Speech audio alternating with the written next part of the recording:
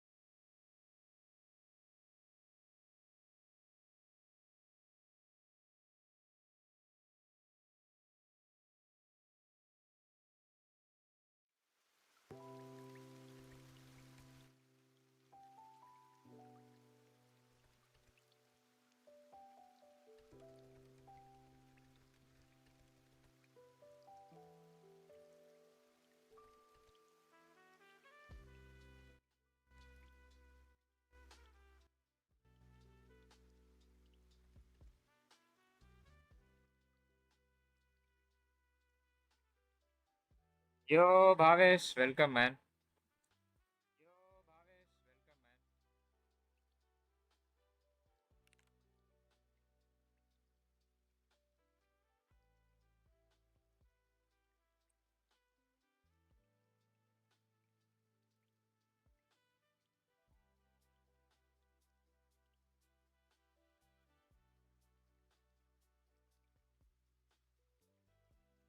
Recording software?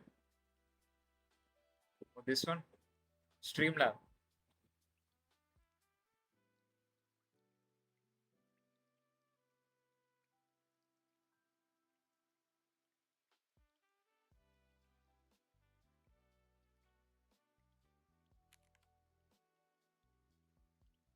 Uh, um,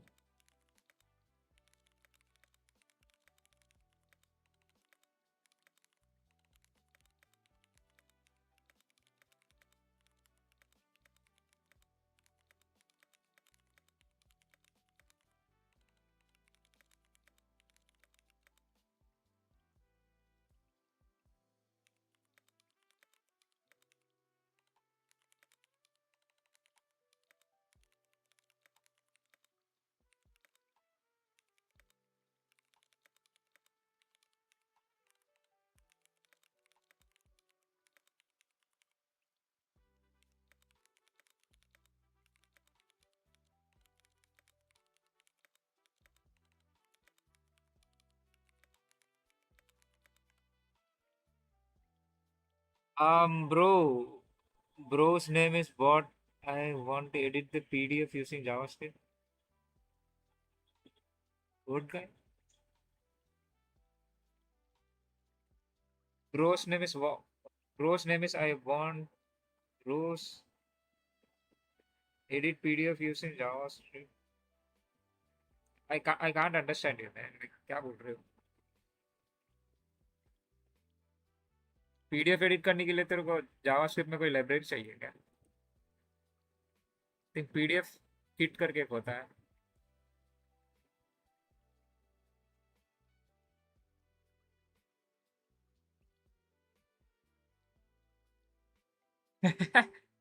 lol. ना bro. अरे ये क्या है? What the fuck bro. I don't know man. Like अपने आप ले लिया गया इसने, मेरे को पता नहीं. Crazy.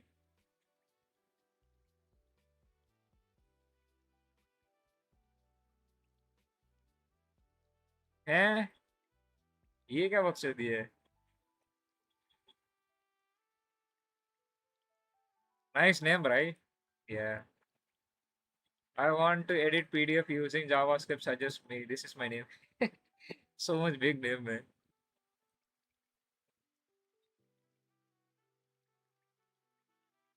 Solid plan, bro. 5 hours, tight schedule. Real resources, no fluff.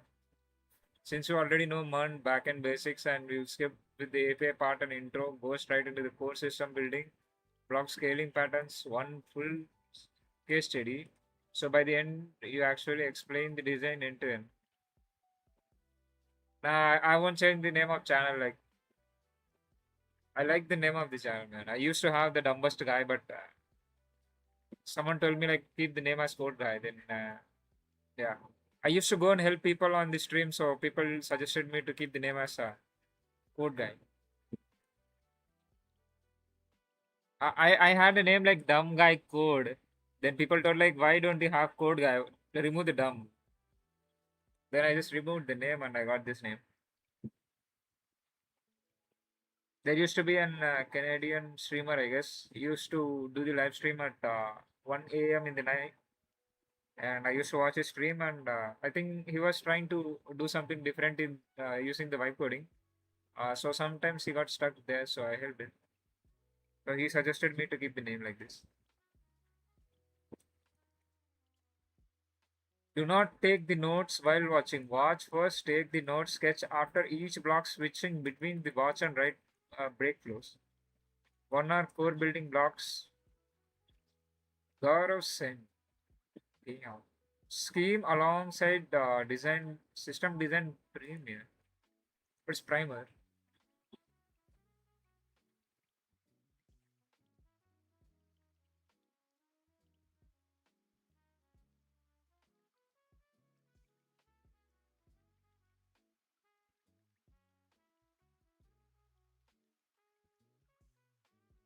If I go through the book, then it will take a lot of time. So I'm trying to scheme the topics and then I will go deep dive inside them.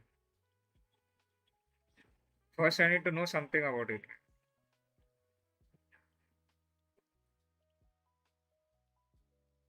He's telling me to learn database starting. How is the thumbnail, man? I just now told the Gemini to generate the thumbnail. It's not the good one, but yeah, I think it's the character is super looking good, right?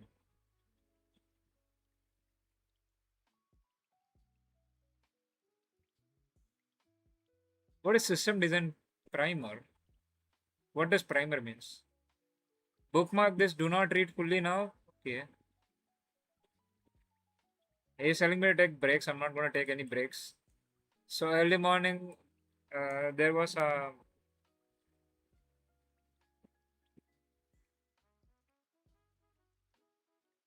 never mind. Caching, queue, CDN, API design, consistency, rate limiting.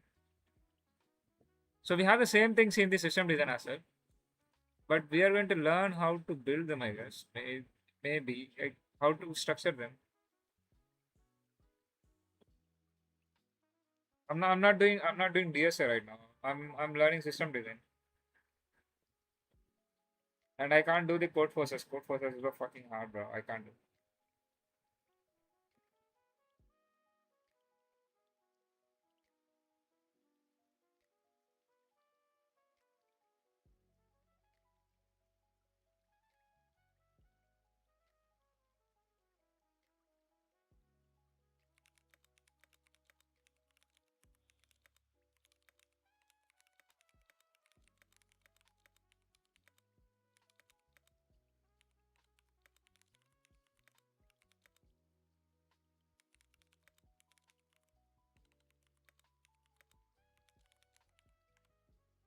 In real, in real, well,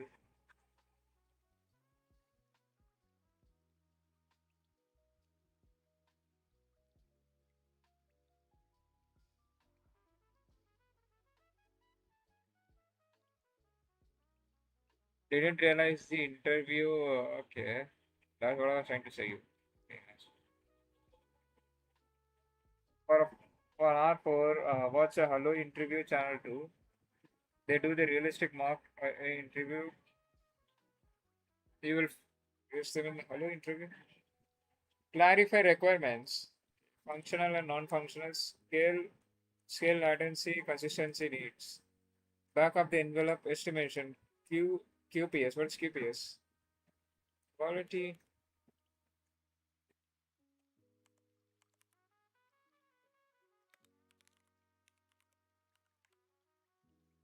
queries per second. Oh, queries per second bandwidth.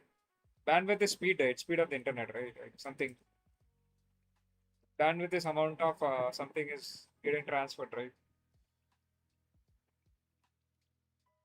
It can be either internet or it can be the data, I guess. Like high level design, draw the boxes client L pivots LB. Deep dive into the one or two tricky components. The one will push you on, like discuss the bottleneck and trade off. Say for this frame out loud, so it's in a head. Interviewer care more about how you think than the exact answer. Rest for the 5 hours plans say the same links. Hours black. Just watch his videos with the mindset. How do I explain this if asked? Not just understand and go lock in.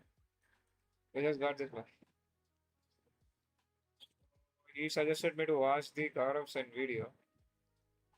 Should we start watching the video or should we go with the documents? Scheme along with the system design primer. What is this?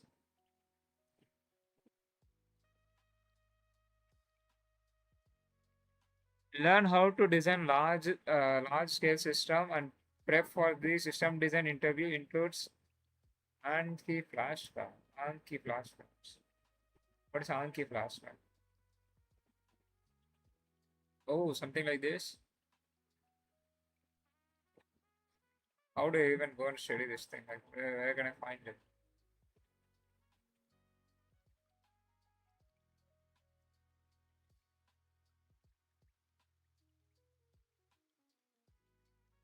There are no Anki or Uncle. What the fuck? It got downloaded?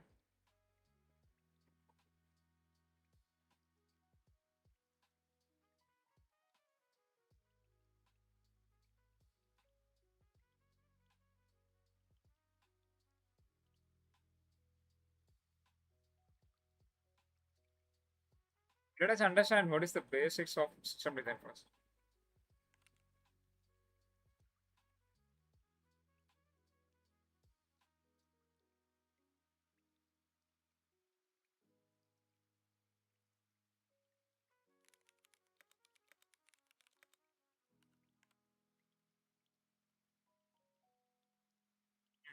Bro is on the top right now. So let's not dive deep inside the playlist right now. First, we can understand what is system design first. How do you even do that? Then we can learn about the topics. As we have 5 hours of one shot.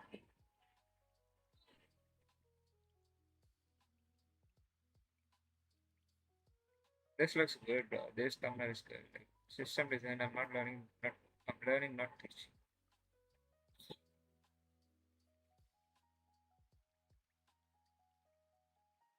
30 system design concepts in 50 minutes. Can we do this? Let's see. And one thing is clear, the difference between an average candidate and a great one is how solid their fundamentals are. They may not have designed that exact system before that I've asked in the question, but their core understanding allows them to improvise and build confidently on top of the fundamentals. Now, that is my exact goal in this video. I will try to break down all these fundamental building blocks, those buzzwords, technical jargons that sound complex, but they really aren't. Now, once you get these fundamentals, these terms will feel simpler and almost obvious to you. My goal is to impart a feel of these concepts to you so that you can get in love with these concepts, you can remember them easily, and you can ultimately realize that system design isn't just about memorizing, it's about understanding. I hope you enjoy this, and once these fundamentals click, trust me, you'll already be ahead of the curve. We are going to talk about something that's absolutely essential for computers to communicate on the internet, called as the IP addresses. Now, just as every person in this world is known by their name, each computer on the internet is known by its IP address. Take a look at this diagram. Here's what an IP address might look like: 172.217.22.14. It's kind of like saying, hello there, I am 172.217.22.14.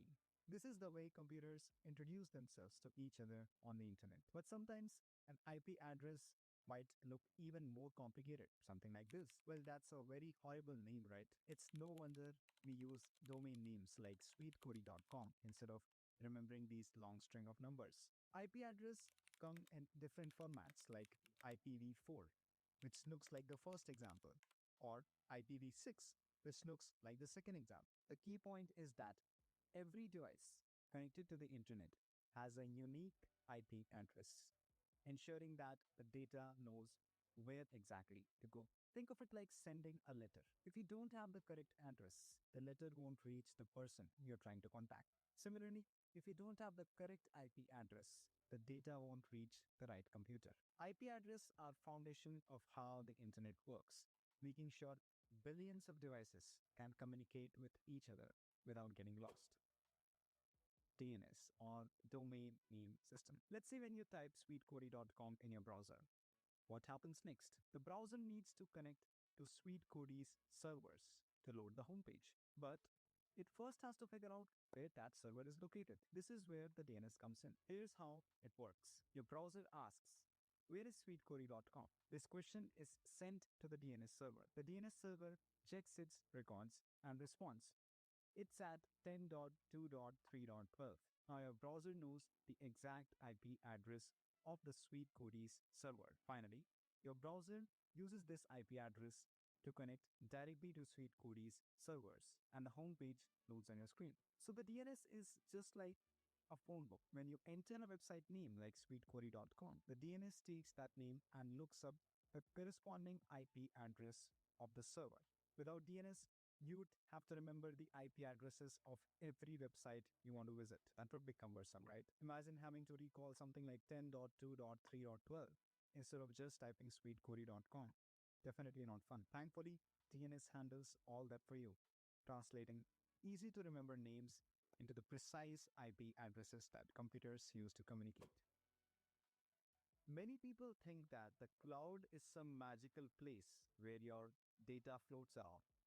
Here's the truth: there is no such thing as the cloud. All the cloud computing happens in physical servers located in some data centers. So, what is cloud computing all about? Let's break it down with the help of a simple example. Imagine you want to create a website like sweetcody.com. Now, to host your website, you definitely need servers, that would host your website data, that would host your business logic. Now, here's the challenge.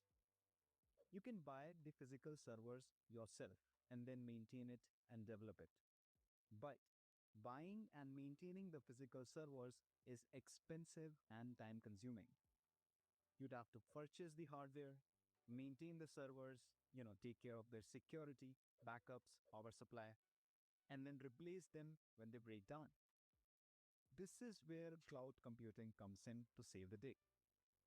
So instead of buying and maintaining the servers yourself, how about this that you rent them from famous companies like Amazon, Google, or Microsoft? These companies have huge data centers full of the servers that are ready to use for you. So how does it work? Let's say you're trying to host sweetcody.com. The user visits sweetcody.com on their device. The client sends a request to this server that is now hosted in the cloud, which might be AWS, which might be Azure, which might be Google Cloud. The server then fetches your data from the data store, and finally the server sends the web page back to the user's device. So all this part that is highlighted here is actually rented from the famous cloud providers. By the way, a fun fact. Did you know that AWS, which is the famous cloud provider service by Amazon, started as an experiment? Amazon originally built AWS just to handle their own retail business. But then they realized, hey, we could rent out this infrastructure to others. And today, AWS is the biggest cloud provider in the world. Now, talking about what are the benefits of cloud computing versus actually physically purchasing your servers and maintaining it. First is scalability. When we use the cloud, it lets you increase or decrease your server capacity instantly. All of this is managed by these big companies. You don't need to buy new servers when your website gets more visitors. It would be a simple configuration change, and all these things would be handled by these famous companies. Second, this is super cost effective. Why is this the case? Because you only pay for the server resources you actually use. So if perhaps during the holidays your graphics shoots down, you can actually decrease your server resources. Would be again a simple configuration change. This is in contrast where you actually own the physical servers and then you have to shut them down and whatnot. This would make it cheaper than maintaining the physical servers for sure. Third is reliability. Using the servers from the cloud is super reliable option because all these big giants, big companies would handle the maintenance, security, and backups for you. So definitely these big giants can handle these aspects much better than you yourself or your small individual company. Cloud computing has transformed how the websites and apps are hosted. Instead of worrying about the hardware, you can actually focus on building your business. While yes, cloud providers like AWS, Azure, GCP, they would take care of all the infrastructure. Let's dive into the relationship between client and server, two key players in how the internet works. First, let's break it down. What is a client? A client is a computer or a device that requests for the information. It could be your laptop, smartphone, or even a smart TV. A server. Server is a computer that provides or quote unquote serves the requested information to the client. Servers store the data and resources that client requests. To make this more concrete, let's look at some everyday examples. Imagine you're sitting on your couch and your smart TV is streaming movies from Netflix. In this scenario, your smart TV is the client requesting for the movie information. Of course, we have the Netflix servers that is giving those information back to the client. Or think about when you're using your phone to get directions on the Google Maps. Here, your phone is the client requesting location data from the Google Maps servers. Take a look at this diagram. On the left, we have the user and their laptop. This represents the client. The client is saying, show me the website homepage, which is a request for the information. On the right, we have the server, that is the machine that hosts the website. The server responds back by saying, here is your requested homepage, so that the client can then display on the screen. Without servers, clients wouldn't have anywhere to get the information they need. And without clients, servers wouldn't have anyone to serve. It's a symbiotic relationship that powers the entire internet. Just as humans use grammatical rules to communicate, computers also follow certain rules while communicating. These rules are nothing but the protocols. Based on what the task is, you might use different rules or the protocols for it. For example, if the task is to do some common web interactions like sending or receiving web pages, or perhaps updating the content on the server, we use HTTP protocol. Similarly, if the task is to transfer files, we use the FTP protocol, aka the File Transfer Protocol. Let's look at some popular protocols. We'll start with TCP, also called as the Transmission Control Protocol. Imagine you are streaming a movie, and after the first scene, you suddenly see the climax. Totally confusing, right? Well, TCP makes sure that doesn't happen. It's a protocol that ensures your data packets are delivered in the correct sequence, so you watch the movie in the proper order. Take a look at this diagram. The client on the left asks the server if the server can give the Harry Potter movie. The server sends the data packets, or you might think of them as movie scenes, back to the client. Now, TCP ensures that these scenes are in the right order without jumbling it up. Let's now talk about UDP, the User Datagram Protocol. Imagine you're watching a live football game. There is emphasis on the word live. You want the action to feel as real time as possible with no delay, even if that means missing a few seconds of footage here and there. UDP is perfect for this.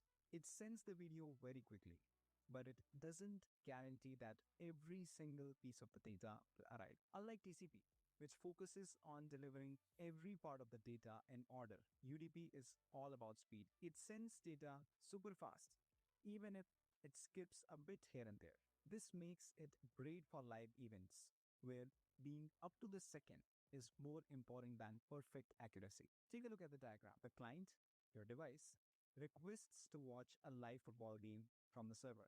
UDP starts sending the video stream as quickly as possible. See how the red arrow is labeled super fast. That's UDP getting the video to you quickly. But sometimes you might miss like the 4 to 6 seconds of footage. And that's okay. It's because with live events, you care more about being in the moment than seeing every single frame perfectly. Now, you know why sometimes during live streaming, you might miss a small part of the action, like when the game skips for a few seconds. It's all because UDP is working to keep things fast and as lively as possible. Hypertext Transfer Protocol, the most commonly used protocol on the internet. HTTP is just like a back and forth conversation. You, the client, ask for something, and the server responds. For example, when you click on a product while shopping online, your browser sends a request to the server, which then sends back the product details. In the diagram, you can see that the client is requesting for a web page from the server. The server fetches the data and sends the web page back to the client, making it visible on your screen. In the traditional protocols like HTTP, the communication is one directional.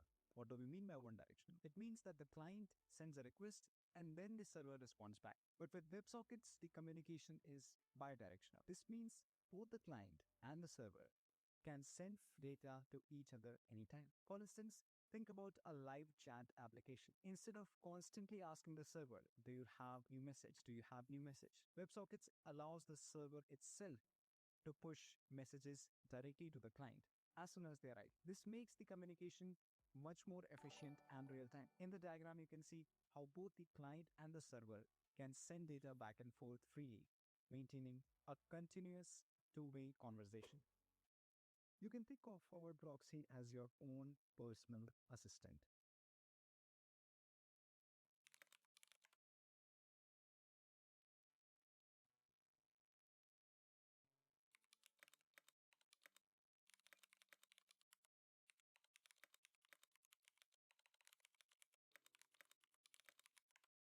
Been thinking to starting a stream couple of days now, but I haven't done it. What? Oh, you're trying to stream? They use the proxies in Node.js backend. You either forward the incoming request to another proxy. It's like, oh, this is used in microservices.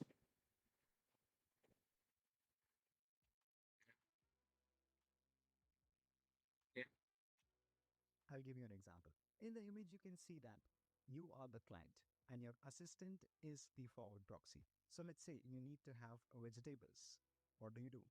You ask your assistant to give the vegetables Even my audio is not good, man. I'm still doing.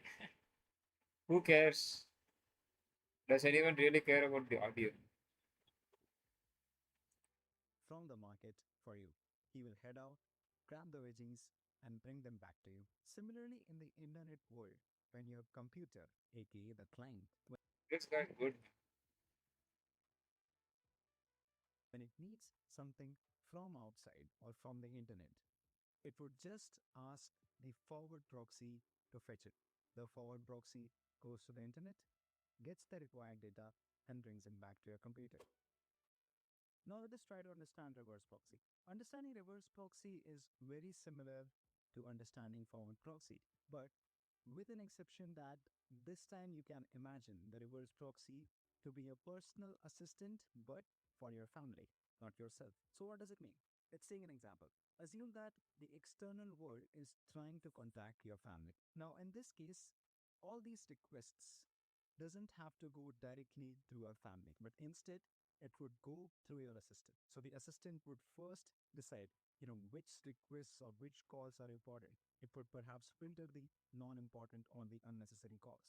Eventually, it would forward only the appropriate or the right calls to the corresponding family member. Similarly, the reverse proxy in the digital world sits between the internet and the servers. By the internet, you can imagine the outside world.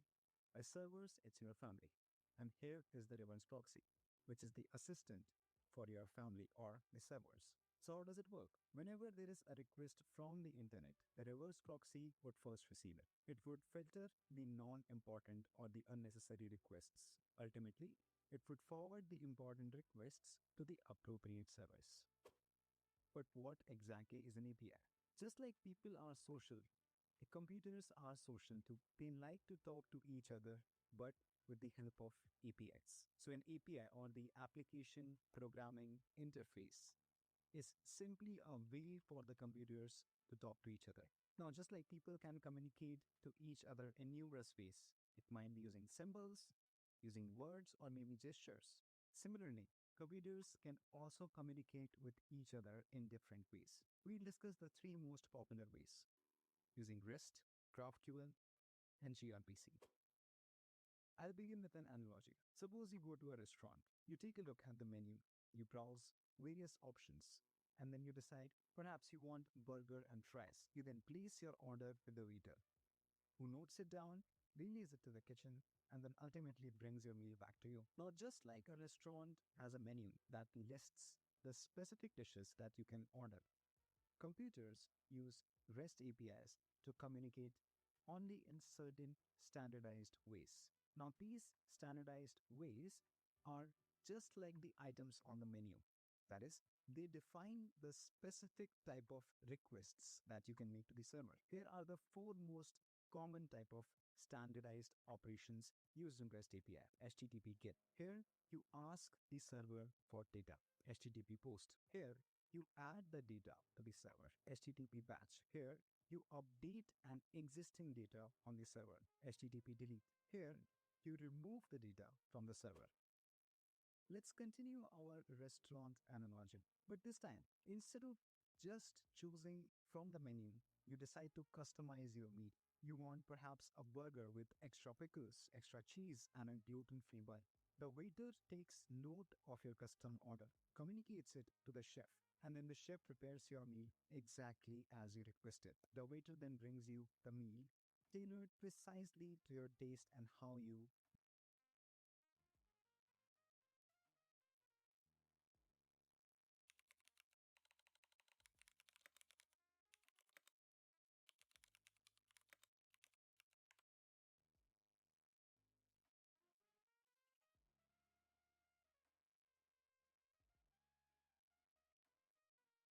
So where can I find the questions of the system design?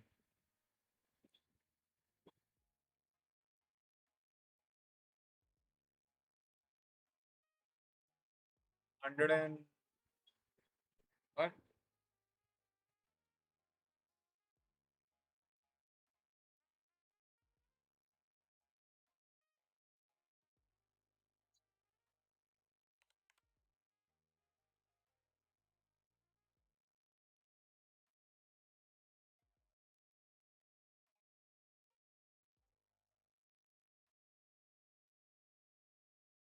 Okay, let's try to put this bot name. The fuck?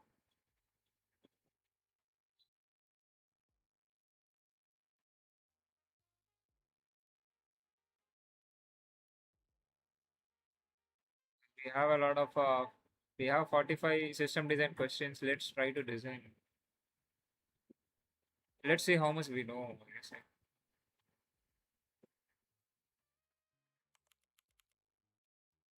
Excalibur. Oh, no, bro.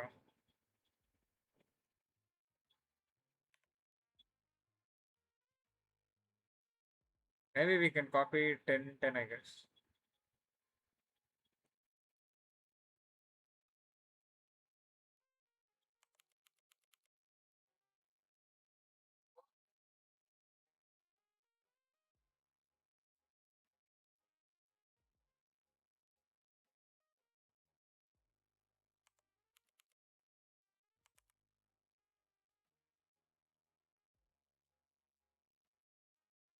This is first 10 questions.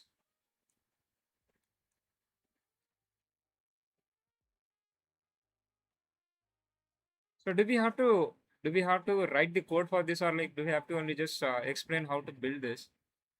What does the system design look like?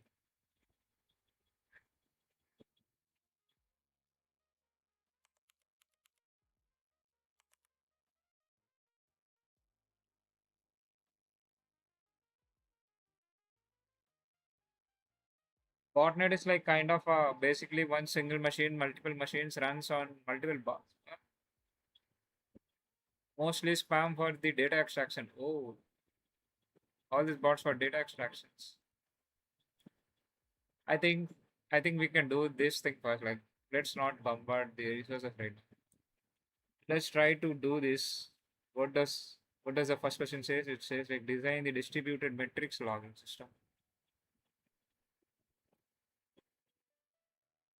Oh, so you have to design them. How does a distributed metrics logging system looks? Never heard of it. Like, what is metrics logging? Metric logging is like server logging.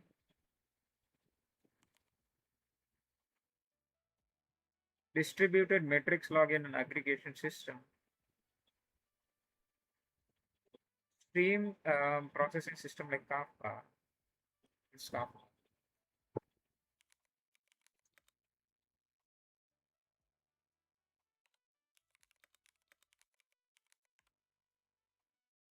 Distributed open source event streaming platform used to collect, store, and process real-time data feeds at massive scale. Real time. So we don't use the WebSocket here.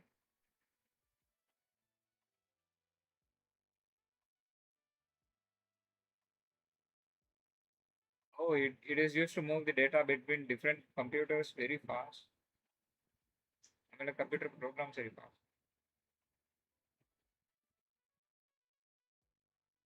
Data engineers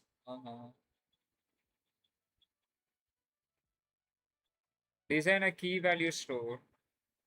What is key value store? All these questions are like, so you need to know what are the topics first. Design API rate limiter. I think for the rate limiter we can do this.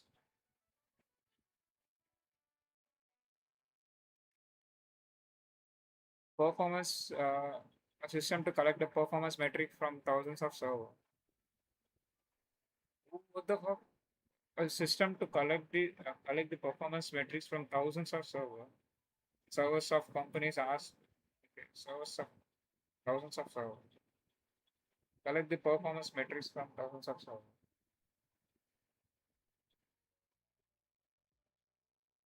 Yeah, first we can go with the beginner question. So these are like pretty.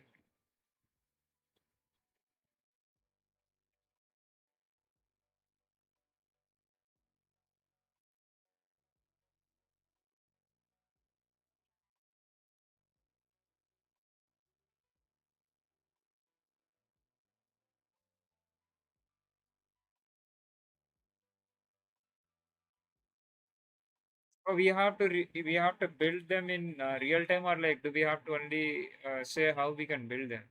Since building each of them will take a lot of time. Right? How to design Twitter?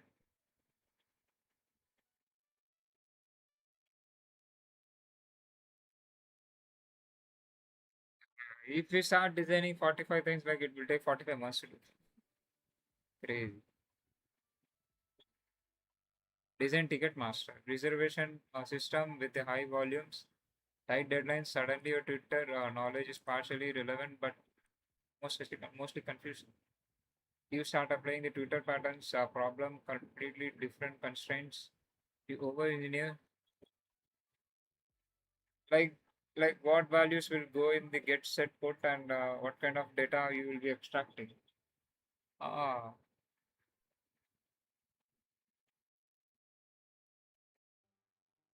I see.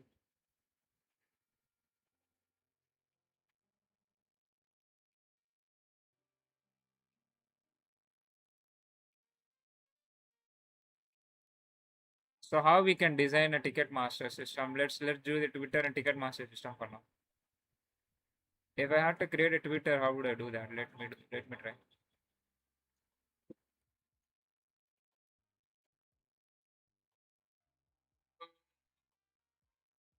Let's,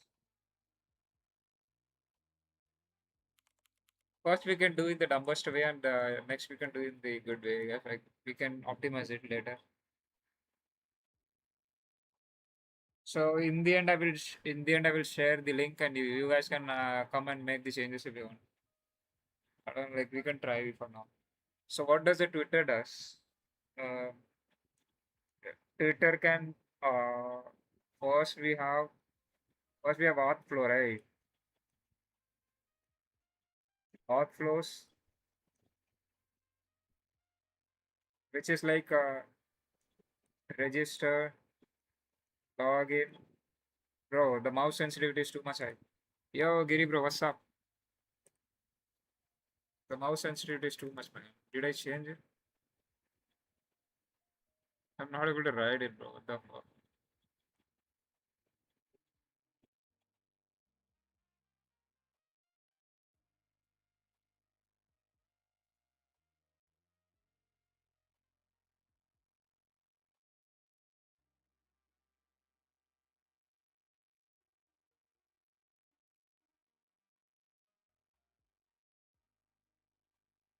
Did I make it too slow? I made it too slow, I guess. No way, bro. How do I reset the mouse setting?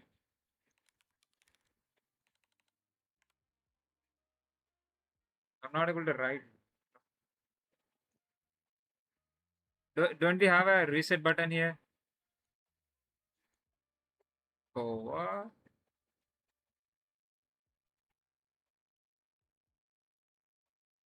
Then what is this? Like double take? I think this is more than enough, I guess. So what are you saying? Just think about what stuffs you want to show. Yeah, yeah, that's what I'm trying to do. So if we are now, I think now it should be now the mouse control should be good, I guess. So if we are trying to design the Twitter, then we'll have something called as auth. Oh, what the fuck, though? I'm not able to control the mouse setting. Register, login,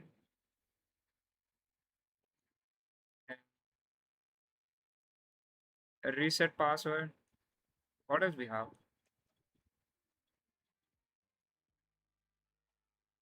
Oh,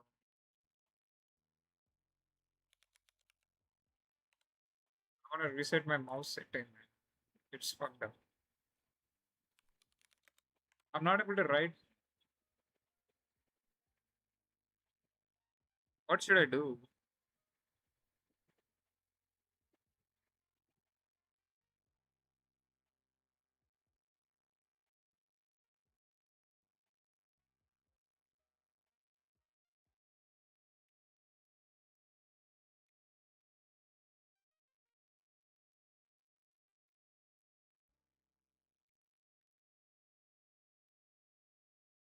Um, First we'll have the Twitter.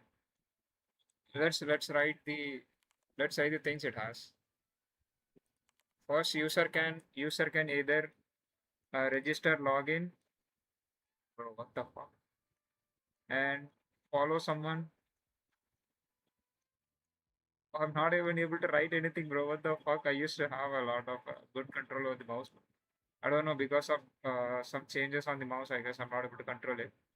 And register, follow. Then we'll have a post.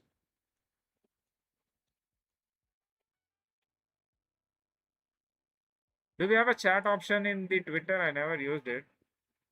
Do we have one-to-one chat?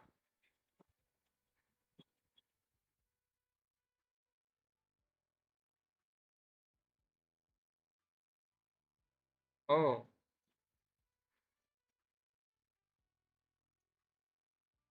nah. Writing with the keyboard will take a lot of time. So did we miss anything? First, we'll have the normal register flow. User can come and register and log in, and either can reset password, which is like I'm gonna write it shortly. Register, login, reset password, send OTP, and what else we have? We have login with Google or something. Login, Google login.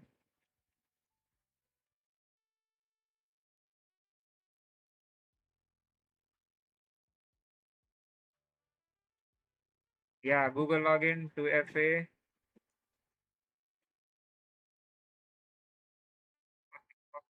What the fuck is this?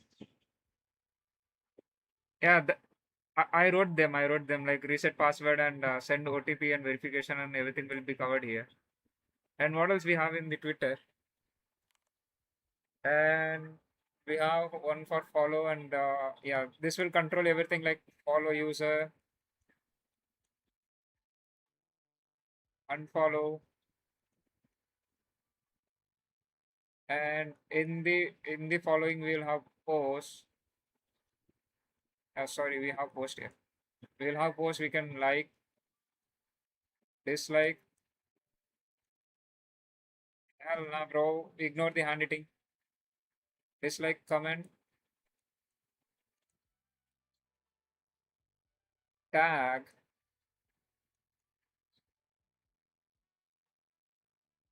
I'm not. I'm not using any resources. I just took something and I'm trying to break down and see how much I can do on my own. And will let the users join later at the end, and I will. I mean, like users can even write their own suggestions here. Oh, you're asking about that thing? No, we are not following anything right now. Like we just saw what he was trying to say. This guy, he was trying to explain me the basics of I mean like basics of backend and front end, I guess. So I thought like, why don't we take a product and just break down it? We have tags here to tag people there. And what else we have, man? We have anything else? Did we cover everything? First is authentication, follow, post, chat, share. Okay, we have share option. If you guys have any suggestions or like if you guys want to add any points here, then you can let me know, man. Or I will share the Xcali draw at the end, and you can type there. Type or you can write like me what I'm doing right now. So let's see how much things that the Twitter really have then like upload media over post. Yeah, we have covered it. We have covered it. Like post will contain everything like video and videos and photos. I guess we are not covering the tech stack we are going to use to build this, but we are covering what are the features will the Twitter contain for now. So do we have anything else? Yeah, we have profile settings. In profile, you can do the CRUD, I guess. Everything is CRUD, right? In every application, whatever application you take, you're going to take the CRUD. And in the CRUD, you will have all this updating of the profile and other stuff. And what else we have, man? Did we cover everything? I don't think we can cover everything, but yeah, we have covered something. And what else? What else can be there? First is this auth flow, which is entirely related to the register login, reset password, and send OTP and do login with the Google, login with the GitHub, whatever, all those stuffs. And inside the follow, we have how many users you are following and unfollow button and other things. And in the post, we have what are the posts we are going to post and what kind of post it will be, a video or photos. And the post will have dislike, like, comments and tags and share button. And in the chat, we will have the one-to-one chat where we can have. We didn't explain this thing, I guess. One-on-one chat, I guess. Do we have groups in this thing? One-on-one chat. If we are able to break all these things, then I think we can build anything, man. Like the outer part matters, I guess. Coding will be easier. And okay, let's ask the AI. How much did we cover? Let me share the link. If you guys have anything, you can share here. You can start typing over here, I guess. If I miss something. In terms of usage, like what are the features the users are going to use in the Twitter? Nothing else. We are not covering the tech stack right now. We are covering what the Twitter contains for now. Like what are the features the users can use in the Twitter. So if we miss something, then you can write it over here. I'm just sharing the link here. Yeah.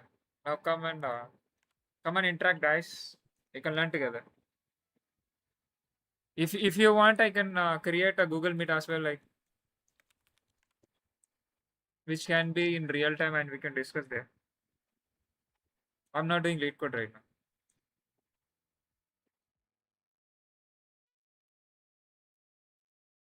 Start an instant meeting here.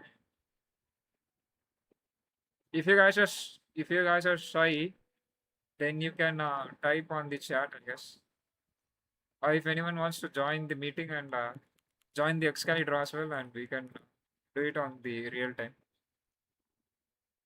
Nobody wants to join, man. What the fuck?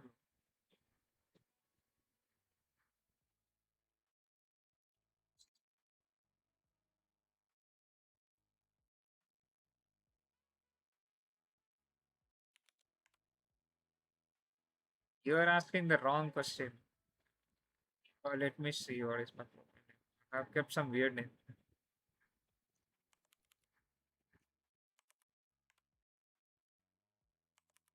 I don't have Discord. Discord banned me. Can you join? If anyone wants to join, you can join with the link here and give your opinions here, man.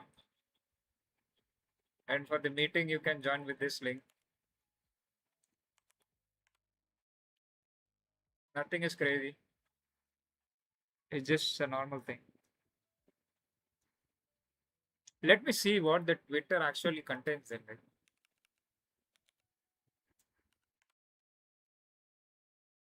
since we have wrote a lot of things, let me see. Did we even cover something? I don't think I can log in my account with this thing.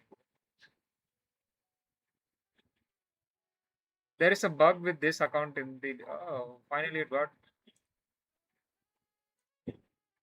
Finally it's working, bro. What the fuck?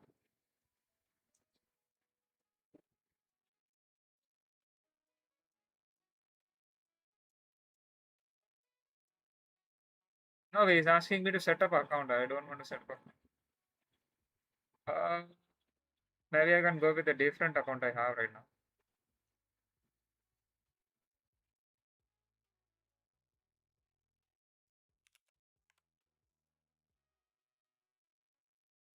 I have just started my DSA.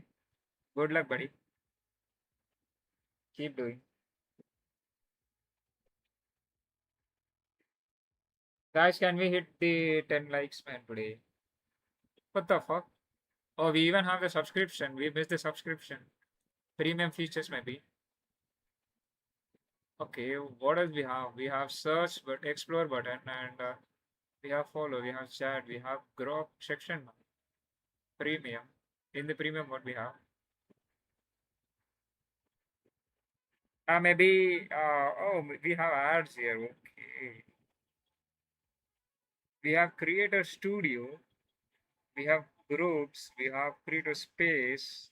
We have business bookmarks. So we missed a lot of things, I guess. I think we didn't include the latest features, I guess, which is Grok and a follow we have included. I guess a search explore thing and premium features and business and what is create studio. This is just a settings, I guess. This is just related to business. So what did we miss? We missed something on a business. Premium. Oh, what the fuck?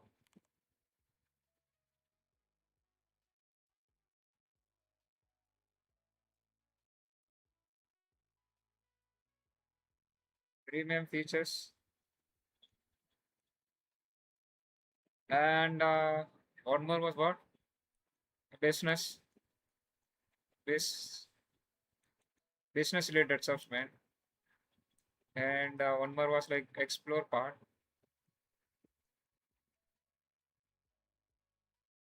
Explore where we will have search. SEAR SEARCH for someone came username. Now they all these are included here. All these are included here. Like username is not username is nothing. Like we have included profile here. profile and CRUD application here. Everything is covered there. And what else we have in the Twitter? We have Grok.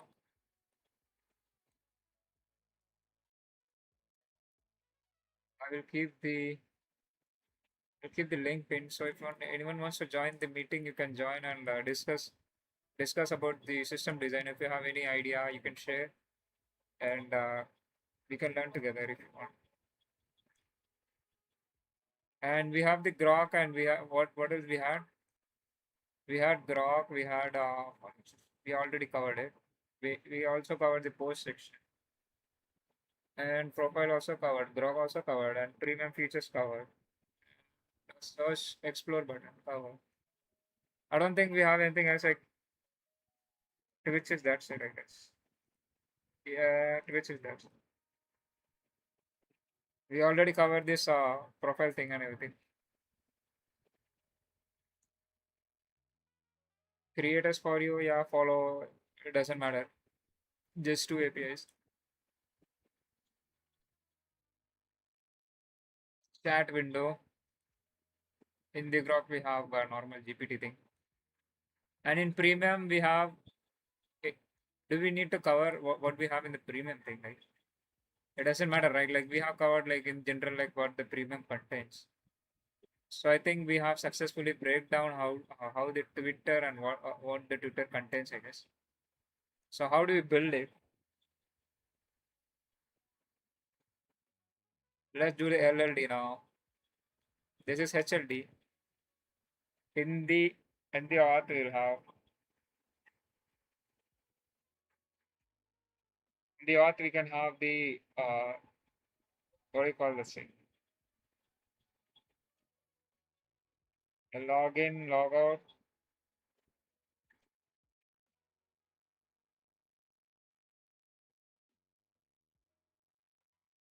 register,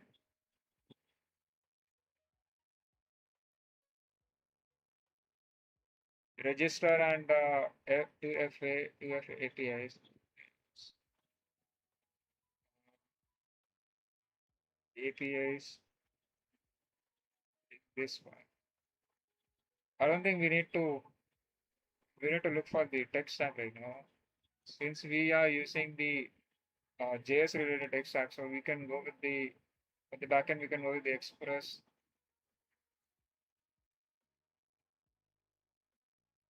and for the front end we can go with the React plus Tailwind.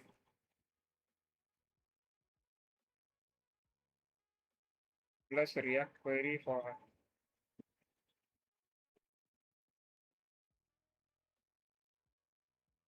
React query for the robustness and what else we have?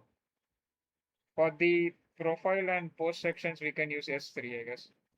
Two S3s, S3 buckets. Maybe we can have one S3 bucket and maybe we can have one S3 account and we can have two buckets, I guess. One is for profiles and one is for the uh, post. And what else we have? In the follower and following thing, everything will be APIs, I guess. Follow everything will be API. And other things, yeah, other APIs will be this thing like and subscribe whatever like content and groups. In the chat sections, we'll have a separate API.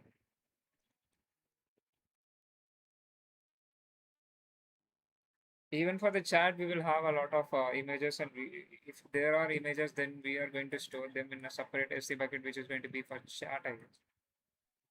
This should scale, I guess. And what else we have, man?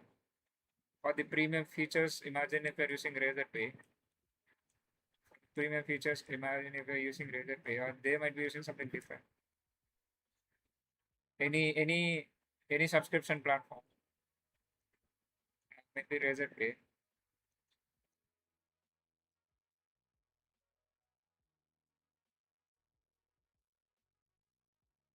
And uh, for the business, there might be. Um, business they for the business they might be doing something different, I guess. Because I can do.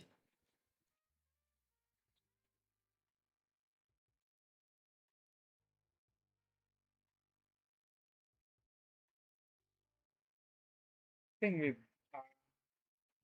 let's ask the AI. Can it understand what I'm trying to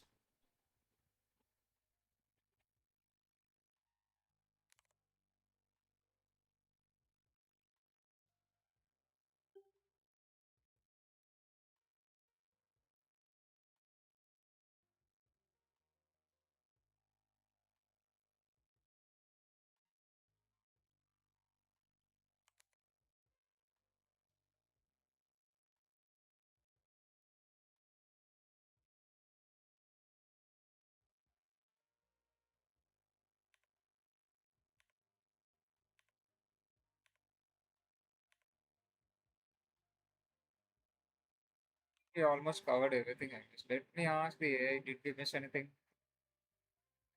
for the Twitter thing?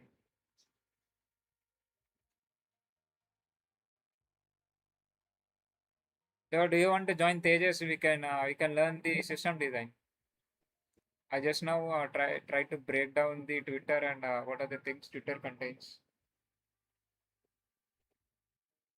How to design a Twitter. There was a question here, like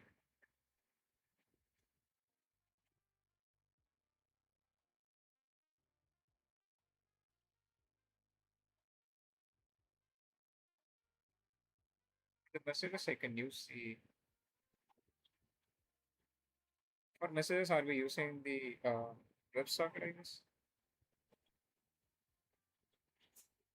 I think this is more than enough, but how do I even like explain to the interviewer? Should I write in this way or like should I draw some boxes and bullshit? Do you have anything like that? Join with the meeting link, man. Join with the meeting link. And if you want to join this thing, you can join with this. You can join with this. Come on, come on. Tomorrow maybe not feeling fine, fine.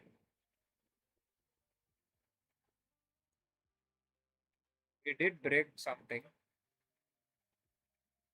and this is HLD, I guess. This is called as HLD. How do we do the LLD? How does the LLD looks? This is fucking HLD.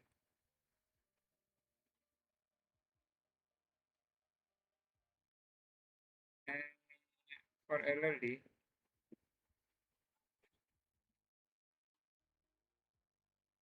how does the LLD look?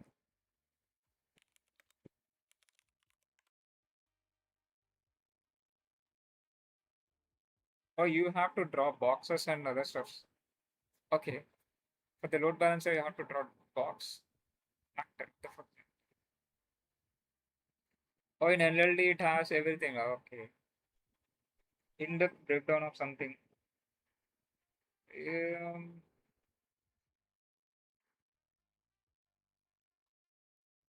oh,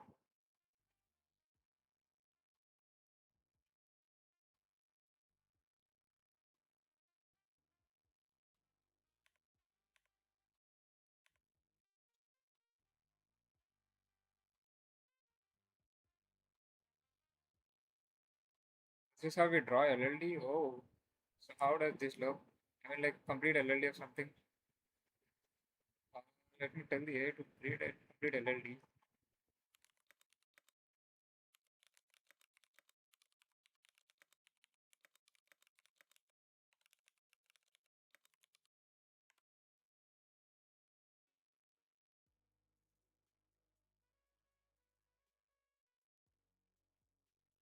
Now the AI mode is gonna die now.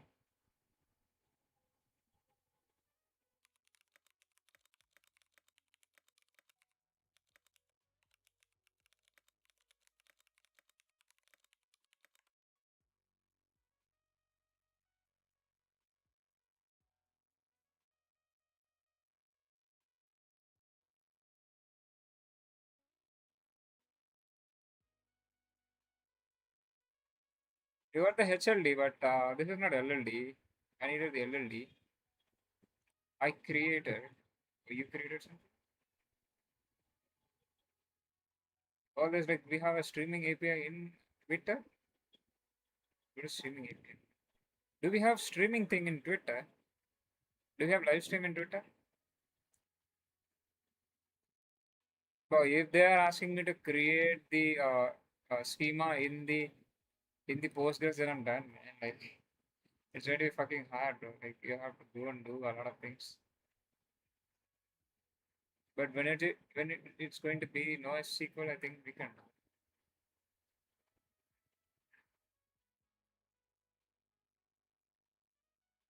Maybe I will have to revise the SQL first, and then I can understand all these things.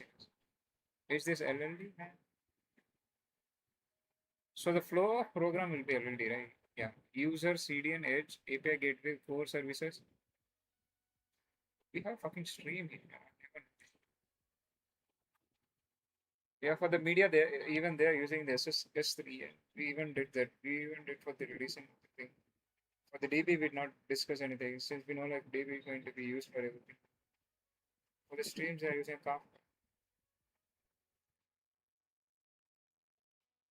Workers times two. Timelines. So what is workers timelines? The functional requirements. The non-functional requirements. The non-functional requirements would be like making the app more, what do you say that? More lag free and useful, I guess, or something like that. Maybe the UI OS or maybe in some different optimization that is not required, but having it can be a good choice. Direct message, this is MVP. So this is how we have to do it. Is. First, we have to tell the functional requirements of something, and then we have to tell non-functional requirements.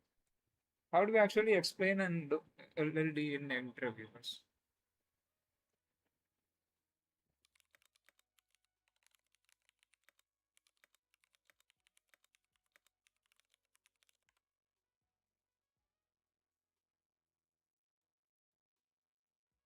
I want to see breaking down of something LLD of something, like maybe if you have something. You are going to design the lead. So what is this system design mock? System design mock.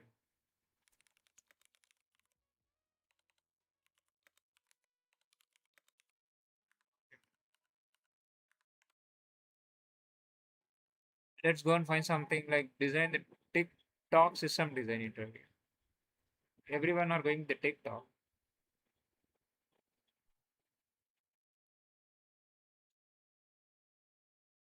Google Docs, system design chat GPT. Can we watch this? Let's go with something different, man. Like design the YouTube system design. Let's go. Need person. Let's design the high-level architecture of a YouTube-style application. By the way, this video is taken from my system design interview course, which you can check out on LeetCode.io. Now let's How design do you the actually core draw the features. boxes and So explain? That's the thing I want to by now, know. I'm sure you're familiar with how YouTube and other types of You know how streaming to sites like build them, Netflix right? and others work. Compared to Netflix, YouTube is a bit different in that users can actually upload videos, and it's actually free as well. Pretty much anyone can upload videos. And of course, if we can upload videos, we can also choose to watch videos as users. And when it comes to YouTube, this is actually the core functionality, though that doesn't mean it's simple to implement. There's a ton of complexity with reaching the scale that YouTube does with even just these two features. But this is actually not all that YouTube is capable of doing. There's a lot of data. You can obviously search for videos. You can obviously have videos recommended. And, designing that recommendation system could be its own design problem. But even then, it would not be able to be fully described and designed in a 45-minute interview, of course. And users can, of course, comment and interact with videos by liking or disliking them. And there's a ton of probably analytics that goes on with reporting views. And I'm sure This is how they break down, right? Like we monetizing did. comments, even though But there's how do still they draw the obviously boxes and monetization stuffs? and advertising, and the list could go on and on. The point I'm trying to make is that when it comes to an ambiguous kind of design proposal like this, there's many different directions we could go in, and of course we can't explore all of them. So then moving on to the functional requirements, let's say that the main features that we want to focus on are going to be uploading videos from a user's perspective and then watching videos from a user's perspective. So these are the two main functional requirements we want to focus on. If we have time at the end, maybe we can kind of explore how we can extend our design to handle additional functionality, but these are the main things that we want to be able to focus on. When it comes to non-functional requirements, a first one that comes to mind is reliability when it comes to videos. You would never want to run into an issue where somebody uploads a video and then that video is somehow corrupted or deleted. We definitely don't expect that when we're storing something on YouTube. Even though it's free, we wouldn't want a video to just disappear. So we really need the videos to be extremely reliable, at least in terms of storage. And talking about the scale that we're going to be handling, even a single video can have potentially thousands of concurrent viewers. So that's what we have to kind of keep in mind. Of course, we're going to have a ton of users. Let's assume that we're designing YouTube to handle 1 billion daily active users, which is Damn. accurate, I think. Now, when it comes to these users, let's say that each user is watching 5 videos per day, but the upload ratio is going to be 100 users are watching videos for every 1 user uploading a video, or this is the ratio of reads versus writes for videos. So if we have 5 users watching a video per day, we have 5 billion of videos being watched per day. If the ratio is 100 to 1, that means 1% of 5 billion is going to be the number of videos uploaded per day. So that is going to be 50 million videos uploaded per day. So a massive amount of throughput. Now, the good thing is among these 50 million videos, most of them probably aren't going to be getting a ton of views. If I had to guess, I bet, the top 5% of videos account for like 90% of the views. But this is just off the top of my head. But I think we can kind of design this in a way that we assume that, most videos will not be getting views, though they do still have to be, stored and we can't let them get deleted.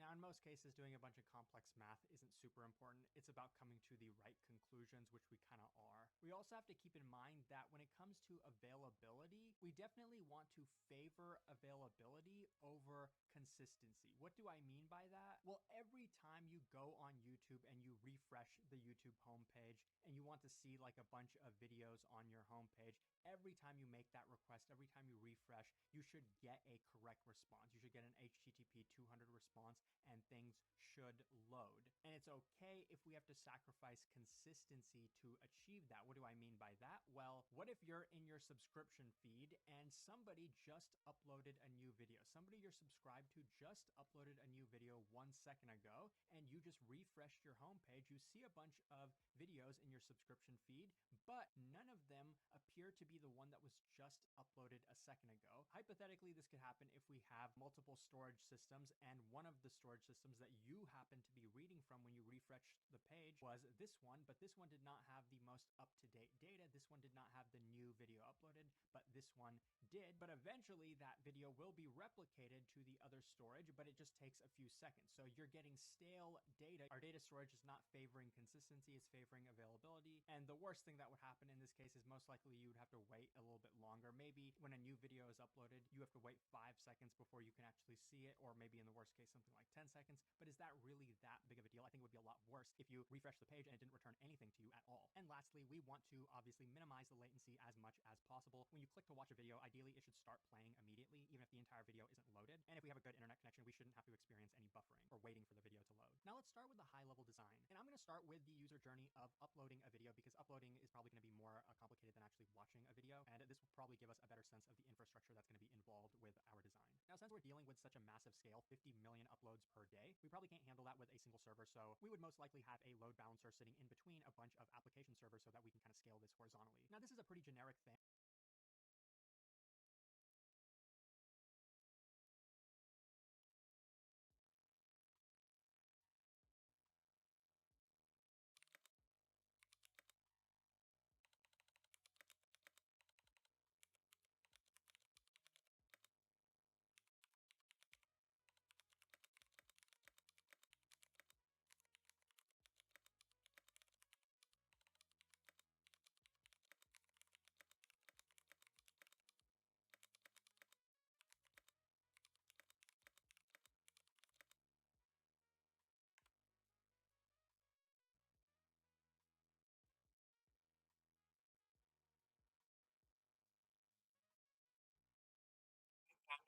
Any setup, DevOps, infrastructure engineers own the configuration, maintenance of infrastructure level. However, backend developer must understand how they operate and ensure the code behaves correctly when scaled horizontally across the multiple servers. Responsibility layer handled by the DevOps. How do they do this? There are two primary ways in the production traffic get distributed across multiple Node.js server processes. First is infrastructure level DevOps. Terraform infrastructure as code. Spin up a managed hardware or cloud load balancer. We have something called as load balancer, which they are going to activate and going to link it with our program, and then it will start doing everything.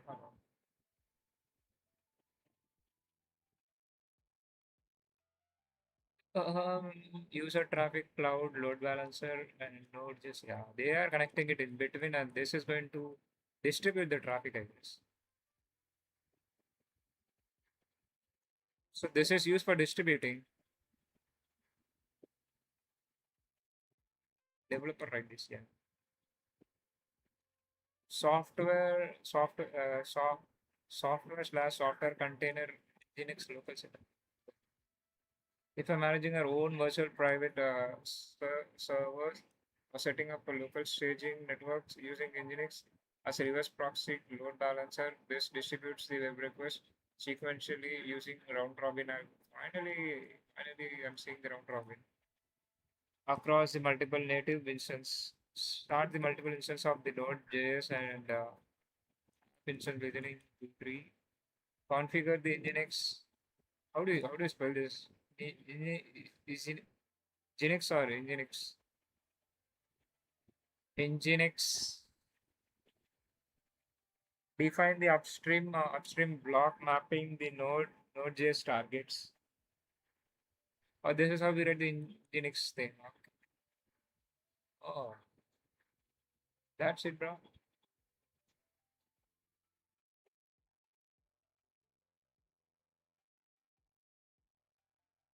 So if oh, this is used for restarting something in this overheads. Linux system uses this thing, right? Active the processor or something.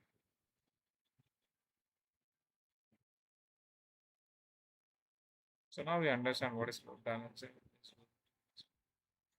For now, let's just assume that how we kind of do this doesn't really matter whether the user hits this application server or this one. So for now, I'm going to simplify our design and just kind of draw it like the user is making an upload request to the application server, even though under the hood we know it's of course going to need to be load balanced. Now, even the act of uploading a video is not as simple as it might sound. What happens if there's a short internet connection breakage, like even for just a second, and we're uploading a file that's like over a gigabyte? We were already halfway through, but now would we have to restart over, or could we start where we left off? Let's assume that this is not the direction that we want to go in, and we can just kind of say that once the video is uploaded, it's going to be stored in some object storage. And let's say that this is where we're going to store the raw files that the user uploads. But firstly, the reason we're using an object store is because that's a lot better for storing media and large files like videos. We probably don't need to store that in like a relational database, for example. And also object storage, typically, something like AWS S3 or Google Cloud Storage, they kind of handle that replication for us. So we can kind of safely assume that if we store something in an object store, we don't have to worry about it being deleted. And that's generally how cloud file storage works. Like things like Google Drive are actually built on top of object storage. So at a high level, we can safely assume that we have our reliability covered. Now, storing the videos here is fine, but what about the actual metadata associated with every video? Going over what the API for uploading would look like, it would obviously have like a title and a description and like the actual like video content itself, maybe something like an MP4. That's what's going to actually be stored in object storage. And there could be a bunch of other things that we store, things like tags and stuff like that. But this isn't really the important part, knowing like every single field that you would want to store with a video. But most importantly, we also want to associate every single video with a user, because remember, every time you go on YouTube and you watch a video, underneath there is usually like a profile picture and the username of the person who actually uploaded it. This isn't like Netflix where you just have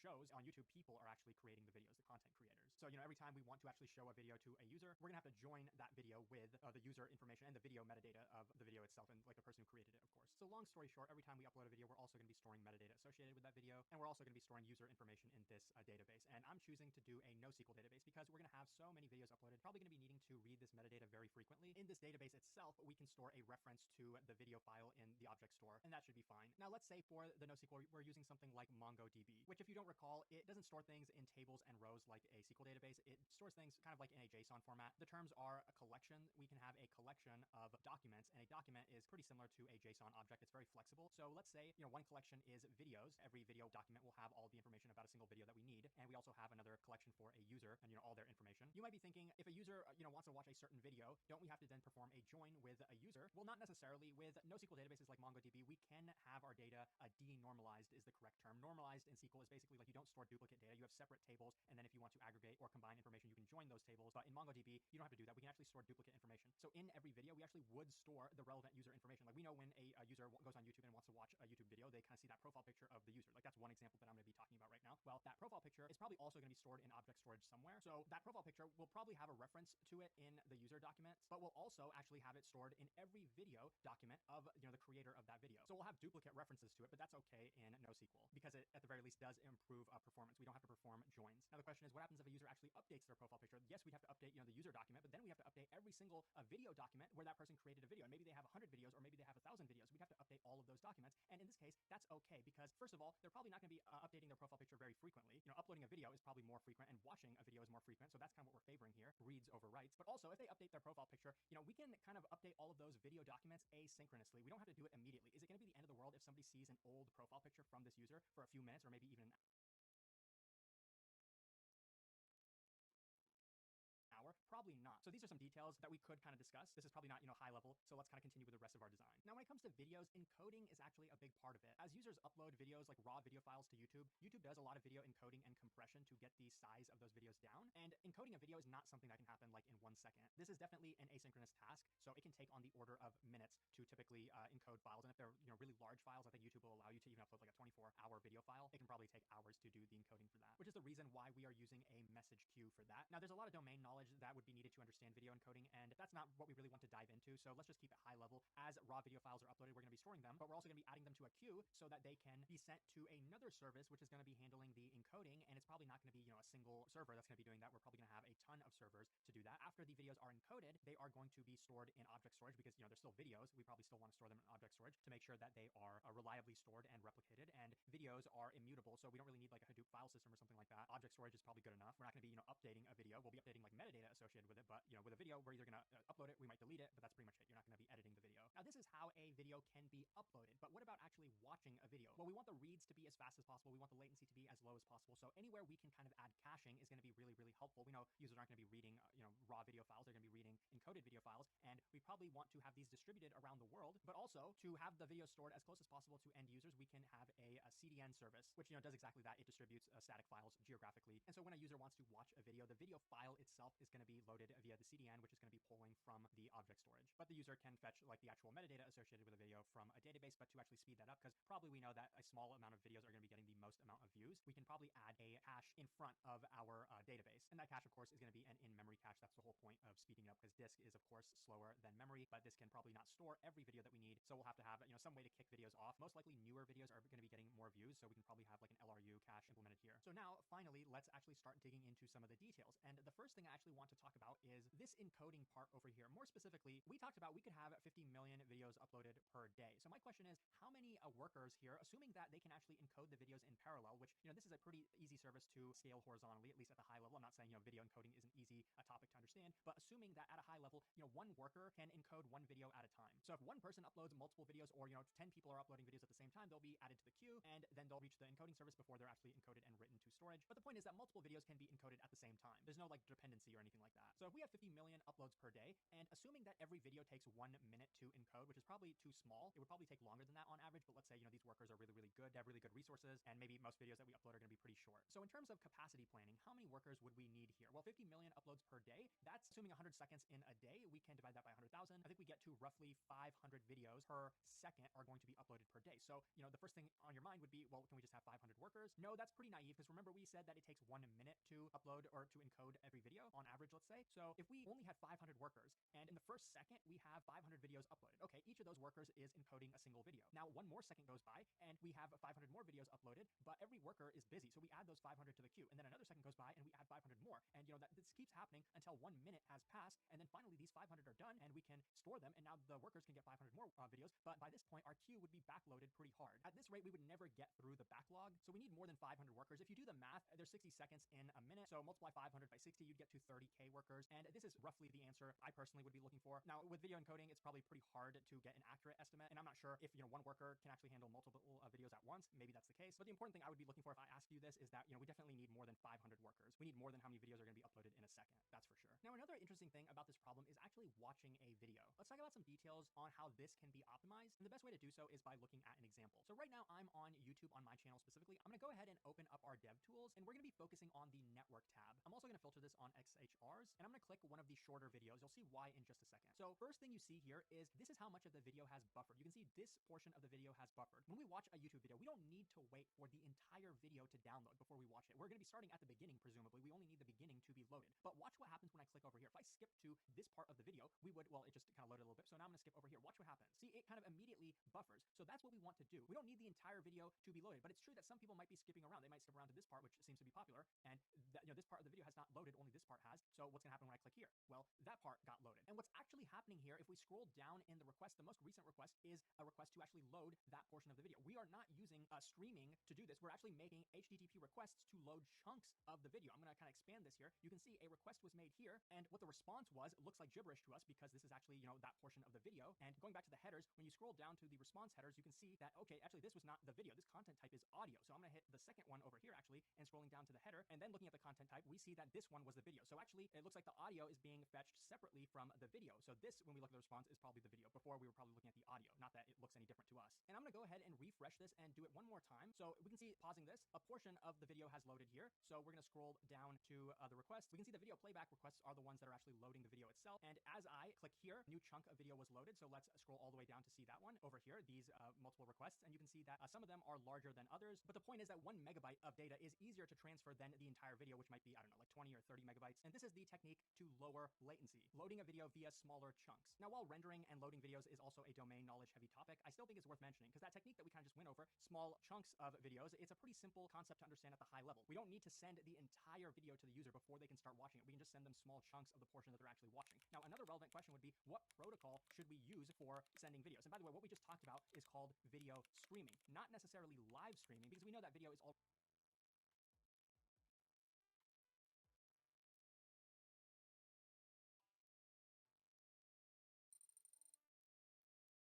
So let's continue with our playlist. Today for starting off, hey everyone, welcome back to the channel. I hope you guys are doing extremely well.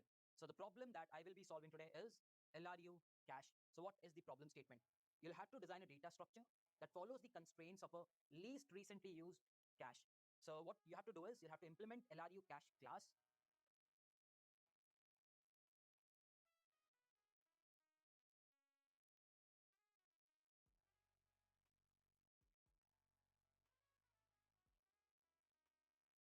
I'd like you to design a distributed LRU cache. Hi everyone and welcome to another mock interview with Exponent. I'm here today with Ravi. Ravi, would you like to introduce yourself? Hey everyone, I'm Ravi. I am currently a senior engineer at a man company. Probably around 11 years plus is what I spent in software engineering in different companies. A couple of them were man companies, and primarily into distributed technologies. Backend is where I specialize, and I love to interact with learners over these kind of sessions to impart some of my learnings that I have gathered over all these years. So happy to be here. If you're enjoying this video, you can watch dozens more of videos like this at tryexponent.com. Check out our real interview questions with full written solutions. Over 1 million people use Exponent to ace their interviews in product management, software engineering, engineering management, machine learning, data science, and much, much more. Get started for free at tryexponent.com. Lovely. Happy to have you here. Okay, let's jump into our question. So Ravi, today I'd like you to design a distributed LRU cache. Okay, so LRU, like the least recently used kind of thing. Fair enough. Okay, so let me actually kind of get some details around this so that I have the details, what like the requirements, what we are going to design essentially.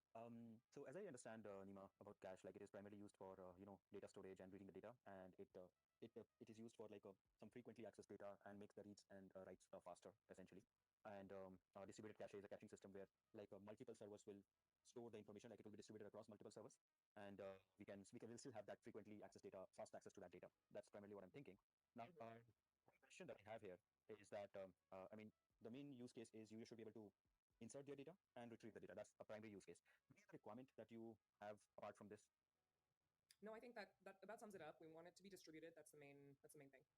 All right, so I'll use this one here. So for the functional requirements, primarily I think what we can have, I'll use this here. Users can insert. Oops, just a moment. I'll just do a few. All right, okay.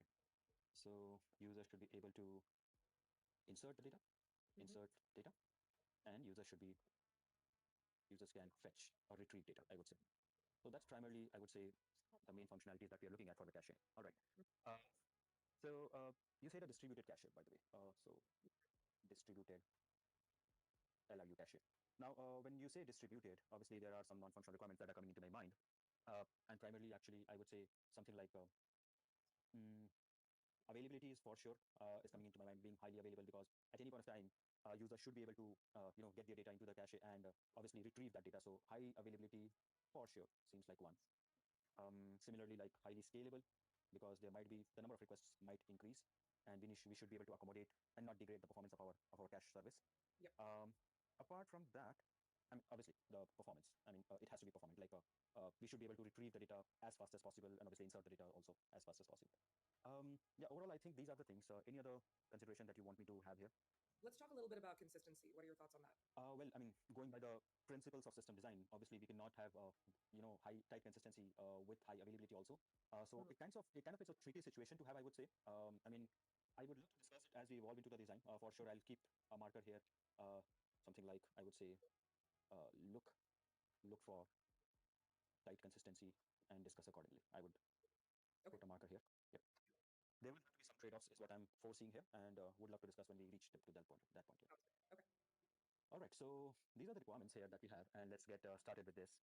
So I can clearly see that first I would like to address these the functional requirements, and then would like to move it into the distributed or the non-functional things actually. So let's first start with a single machine implementation where I can have. I would like to talk about the API design actually. So if I just discuss on the API Okay. design for this, okay. We need, for the functional requirement, we need to insert the data. So one of the first methods that I'm thinking is an insert method here. And the parameters that I'm thinking about the insert method is, first of all, I mean, let's say if I talk about fast retrieval, if I have to implement the cache on a single machine, let's say, and for fast retrieval, I should be talking about the implementation of this cache. And as far as the implementation goes, I think hash map is something that comes to my mind, where we usually store it in the form of a key value pair in the cache. Like the value will be stored against a key, and essentially in a hash map kind of a data structure, we should be able to retrieve it in O of one time. So insert should have a key and the corresponding value is what I'm thinking here. And key obviously will be unique. Similarly, for the retrieval, I think there will be something like a retrieve method is what I'm thinking. And for the retrieval, I think we should, by the way, like insert would return something as simple as 200 if it's successfully inserted, or if there is any kind of an issue, accordingly, it will either return a 4xx or a 5xx kind of an error, if it's a client side or a server side kind of an error. So that's the response that insert would give. Retrieve, we only need a key. Accordingly, it should be able to return us the relevant value. Or again, if there are some errors, accordingly, relevant error codes, like if it's a successful retrieve, 200, otherwise 4xx or 5xx kind of an error. Yeah. Now, that's primarily I'm thinking about from an API design perspective. And one more thing which I'm thinking here is about the single service or single machine implementation. So just talking about the implementation briefly, I mean, the insert would work something like, I would say, I would go and check in the cache that if that key already exists or not. So something like if key exists, and if it does not exist, by the way, if it does not exist, we can go ahead and we can go ahead and insert it if it does not exist. However, now when I'm thinking that it's not like we have unlimited space here, right? Caches will have a limited space. So even if the key does not exist, we also need to make a check that if the cache is full or not, if we have memory to insert a new information or not. Yeah. And that is where I mean, this consideration comes from the place that is where this LRU nature of the cache would primarily stand out. So how do we evict the item? This is where the LRU algorithm will come into picture, that whichever item is least recently used, is not that much popular with the users, we will kick that out to make space for the new item. Yeah. And a hash map, a simple hash map, would not be able to track it. I mean, we have essentially just a key and a value. So a simple hash map would not be able to track the order in which the items exist. And what I would essentially go with is to have another data structure, like along with the hash map, and that would be something like a queue, I would say, a queue, and not exactly a queue, but I mean kind of an implementation of a queue. In essentially, I think I'll go for a linked list actually, because we should be able to traverse across the items present at the same key. I would say, sorry, not the same key, but essentially we should be able to arrange the item, rearrange the items, the order of the items actually. So that is where I think the linked list makes sense. And more so, I mean, for I would say better retrieval speeds and all, since performance is a major consideration here, I would actually suggest using a doubly linked list, so that from any place we can iterate or move either in the forward or the backward direction. Now, what will happen that, okay, we see cache is full, we go through the doubly linked list, we go to the tail of the doubly linked list essentially, because that would be the least recently used, like least popular item. We would kick that out, we would remove that, we get a space now, we insert our new item, and when we insert, we place that at the head because that is the fresh, completely fresh item. So we insert that item as the head of the list. And similarly, like if the cache is not full, a similar thing would follow, except that we do not need to kick out anything else because we still have space. We can insert the new item at the head. It's as simple as that. If the key already exists, obviously we don't need to insert the item in the cache. We already have the key. Now for the retrieval, I would go with so this is for insert. This is for insert, and for the retrieval, we can go with something like okay. Okay, if the key exists, all right, we will again go through the same question. If key exists, we can actually go ahead and fetch the key. And when we fetch the key, so like this is a yes situation, when we fetch the key, that key becomes used, like that has been our recently used. So essentially, wherever that lies in this doubly linked list, we need to move that particular item to the head of the linked list because now that's the order that we are maintaining. Accordingly, the other items will shift one place further to make space for the head, like that rearrangement will happen. And similarly, like if the key does not exist, then essentially it's a cache miss, and we have to and I would say retrieve the item from the actual data store where where we are serving the cache from. So this is how the implementation would work. So the get would see that okay, if we have the item, we will access the item and move it to the head of the list. And if the item is not there, no, then it's a cache miss. We will go to the actual data store and fetch the item from there. It's as simple as that. Insert, well, two places. I would say two phase. If the key already exists, all right. So then we would not have to insert anything. By the way, I just realized that if the key exists, yes situation. In the yes situation also, we don't need to insert anything new, but we have tried to access that key, and that key again would be moved to the head of the doubly linked list because that increases its recentness actually here. And if it's not there, then we will check cache full kind of condition, and accordingly we will either delete item from the tail to make space for the thing and all those kind of stuff. And if the cache we have the space, we would anyways insert it. In either case, the new item will be at the head of the linked list. Is there a particular reason we need a linked list here and not a simple linked list? That's a good question. Yeah. Now I'm thinking out loud that if we go with a simple linked list here, this rearrangement, I would say this rearrangement would be like we have to always start from the head. I would say we have to always start from the head in order to go for the rearrangement. If we have to like shift items by one place is what I'm trying to suggest. Now, if we have a doubly linked list, it's not like we are bound to start only from the head. We should be able to start from any position actually. So for example, what I'm trying to say is okay, so let's say if I have some item which is somewhere in the middle here, all right, and I try to access it. By the algorithm, first of all, it should be moved to the head, and we should be able to move the remaining items accordingly, shift their place. I cannot think of any particular reason that a double linked list stands out there. It is just that when I think about the more granular implementation, is where I'm thinking that there might be some algorithmic optimization, something like probably not sure. I mean, binary search will not be used because this is not sorted enough. But I'm just thinking from a granular level implementation. Maybe that is where the double linked list might be helpful. But again, I might come up with a better reason later on. Yeah. Are you losing anything by using a doubly linked list versus a simple linked list? That's what I'm thinking right now. I don't think a double linked list is offering any significant advantage as such, but I just was thinking out maybe from a futuristic aspect that from an access point of view, double linked list gives us the freedom to move in any direction. With a single linked list, we only can move in a single, I would say, forward direction. With a double linked list, we can move even in the backward direction actually. Even though right now we don't really have a use case for that, but you're saying that for the future in case there is a situation. Absolutely, absolutely. And I see that. I mean, if we use a doubly linked list, essentially, I'm not seeing any significant disadvantage that it is actually having. I mean, there is just an extra pointer that we are adding to each node, so there is nothing much of a space thing that we are losing here. So that's why I went for a doubly linked list. That there is no significant disadvantage here. So now this API design and I would say this implementation. Now I'm thinking of moving to I would say. And by the way, one more thing with respect to the implementation, which I'm thinking is we can have some setup. I'm thinking of a dedicated cache cluster. So let me draw this line here. So when I say dedicated cache cluster, I mean to say that essentially there will be microservices or there will be different services which will be making a calls to the data store, and that is where somewhere in the middle the cache would come into picture. So what I mean to say that there will be these services, and then there will be this cache, and then there will be your data store.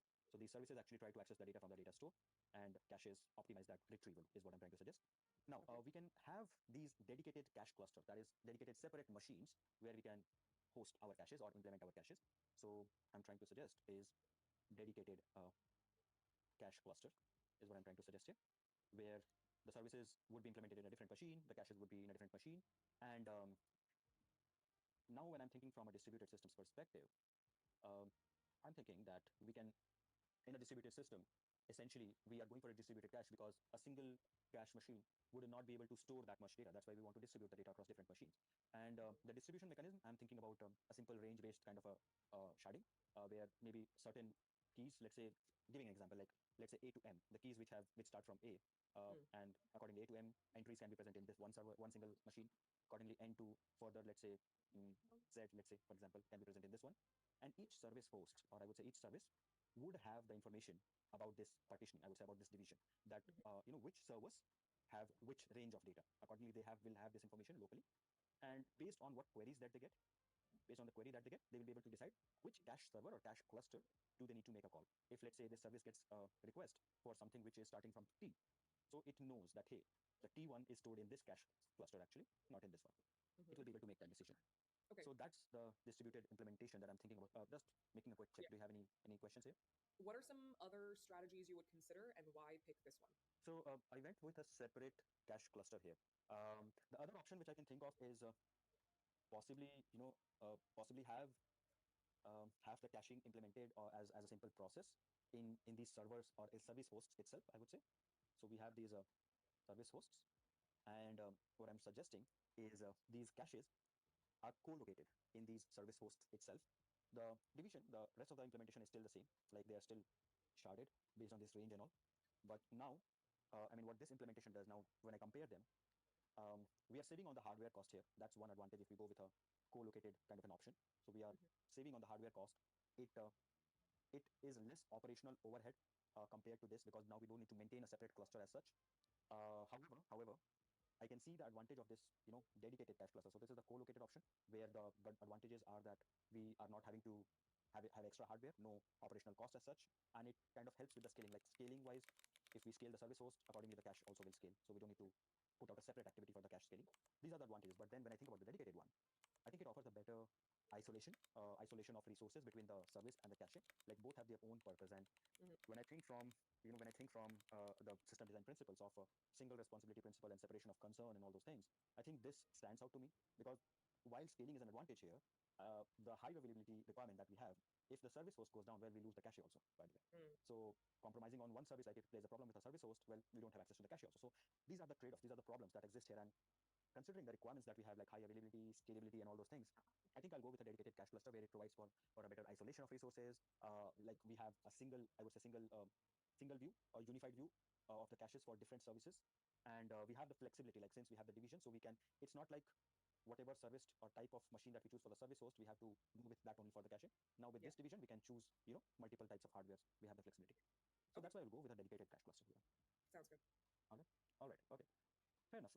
I think so far so good. We have been able to, I would say, implement a design. So essentially, for the high-level design, I would say that we have a client. We have a client, and then we will have obviously some kind of a load balancer here or an API gateway, which does the load balancing activity. I'm not going into details of that, but it does a lot of things like authentication maybe, and your load balancing, rate limiting, and all those kind of stuff. Then we have all our service hosts here, I would say, the service hosts. And the service hosts, as I told earlier, they have the configuration of the cache cluster, like which cache cluster holds which range. They have that configuration locally. And then we have the actual cache servers or cache cluster, I should say. And each of the service hosts has access to each of these cache clusters because of that configuration. So that's the setup. And finally, we have the data store. Okay. So that's how I would say that's how the setup looks like, the high-level design. I think we are good so far. And if you don't have further questions, I would get into the details, the non-functional requirements, and we can address the distributed requirements here. Let's do that. Yeah. All right, awesome. Now, one of the first thing that I'm thinking here is how will these this cache the service would make a call to these cache servers actually. And for that, one essential thing which I think should be good to have is I would have a process. I would say a simple kind of library. So let's say this is the service host. This is the service host. I would have a process or a service called the client, the cache client. Now this client is different from this client, by the way. So this is the cache client actually. All right. Now this is a simple, I would say, a simple library which resides in this application server, and it holds all the information regarding the cache server. And the cache client will choose. It will choose that which of the one of the cache servers. So we decided that we had this ranging and all. So the onus of choosing which cache cluster we have to go to, that will be decided by the cache client because it will have all that information. And all the cache Think, clients will have I think she's their not able own to version understand, man. of Like what that means. she's So making let's say face we like have this something cache server. else. That's what I meant. And let's say again we have this ranging and all, N2, P, let's say, and few some other range. Now there might be different server or service hosts, and again each will have their own cache client. I'll call that CC for now. Each one of them will have the same view. Like when I say same view or constant view, this cache client will be aware of these three cache servers and the ranges that they are serving. Similarly, this cache client will be aware of these three cache servers and the ranges that they are serving. So that's how the cache client would assist or would work.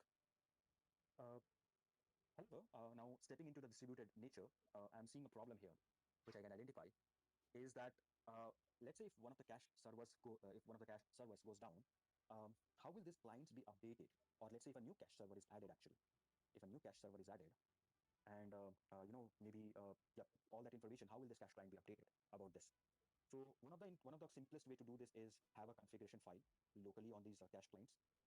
It will be a simple configuration file which would have this configuration maybe in a key value format, again, that range, let's say, A to M, cache server 1, let's say something like this, range N to P, cache server 2, a very simple configuration file.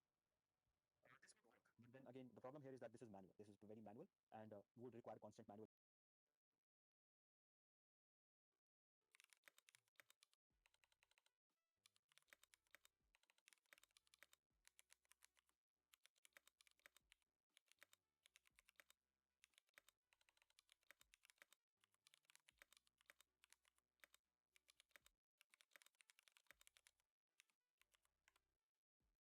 I've seen this question everywhere, like implement LRU and do the system design for the LRU or something like that. So checking this would be a good thing, I guess. Consider the standard foundational interview questions. Yeah, see, they are asking for juniors. I've seen this question sometimes. I guess I've seen on the Reddit, I guess.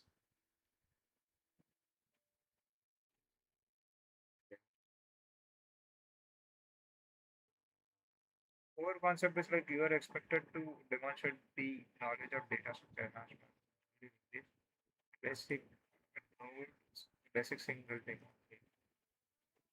After that, we are entering inside the distributed system service.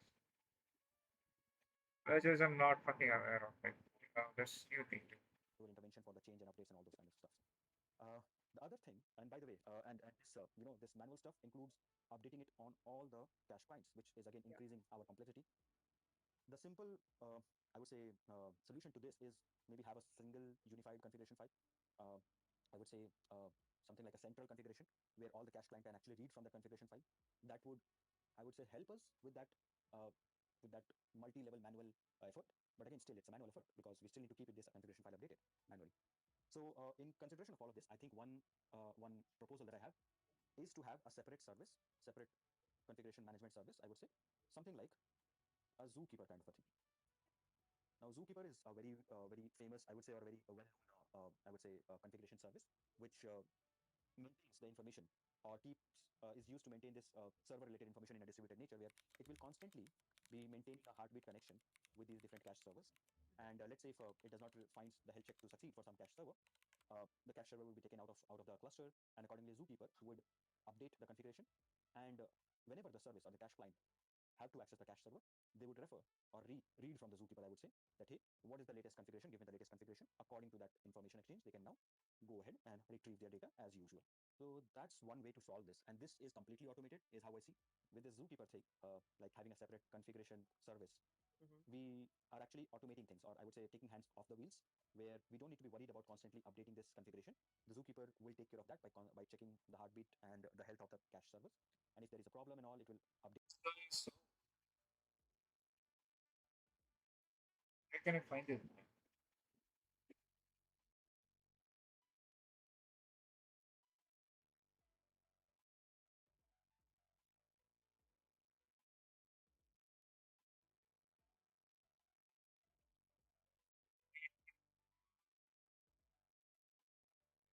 Ask them.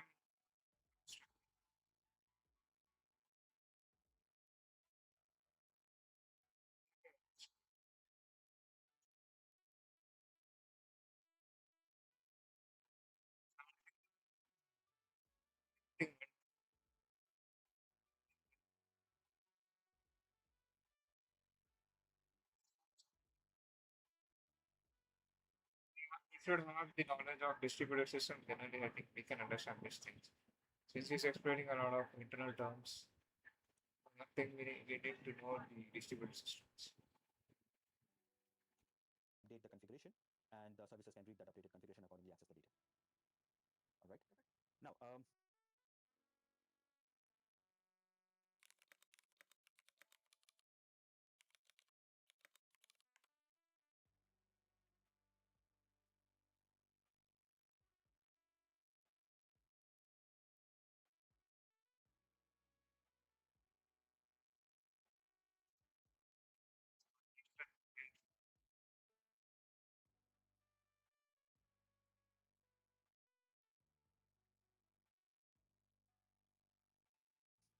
this is something with respect to, I would say, the configuration management and all. Now, thinking a bit more from some more aspects of non-functional requirements. So just going back to the requirements that we collected.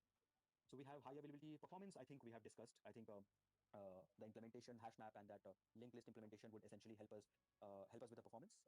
And this configuration service would present a consistent view. Services can read from that configuration service and help the cache servers. So Understood here is like while functional requirements are like to store the value and retrieve it. Non-functional are like highly available, scalable performance. And for the API, he is going to take the for storing something and retrieving something. For that thing, he is using a data structure of hash, definitely linked list, I guess.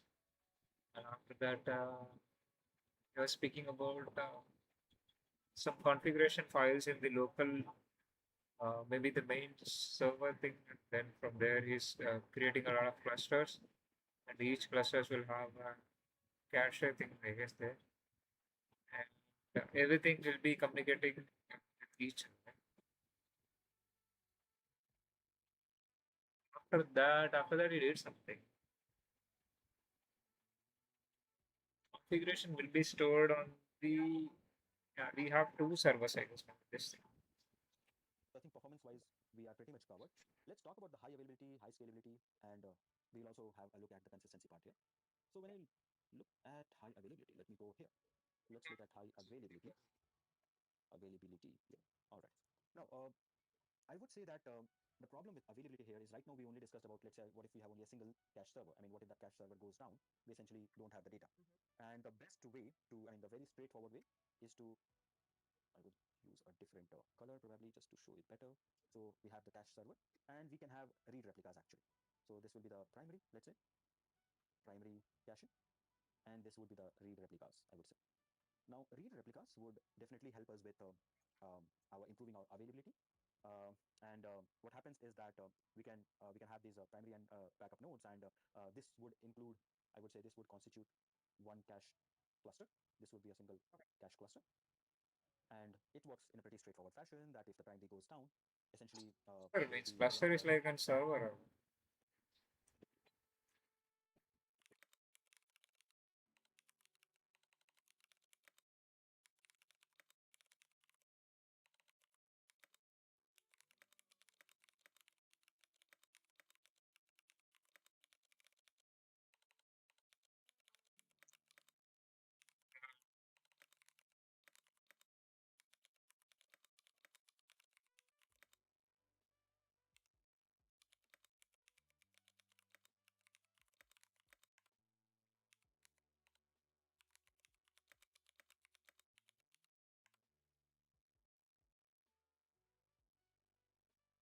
Cluster is simply a group of multiple servers. Group of servers. How do they?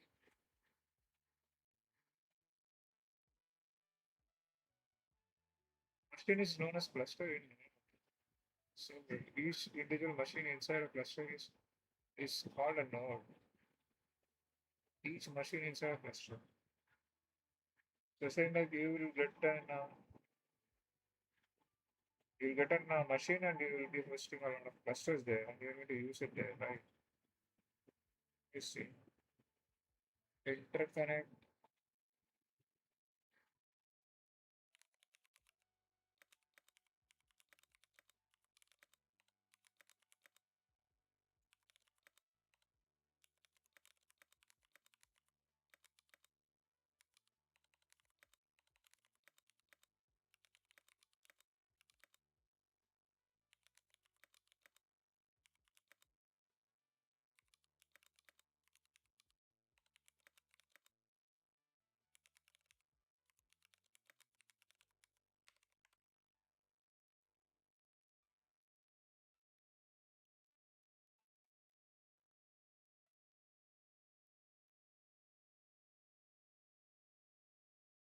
your mindset from monolith to distributed.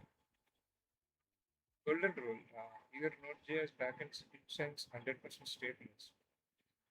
Never store statement global variables and product files in the server. Takes a node server goes down, be able to handle all the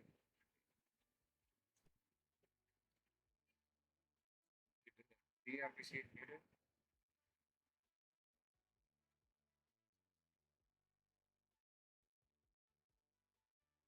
Oh,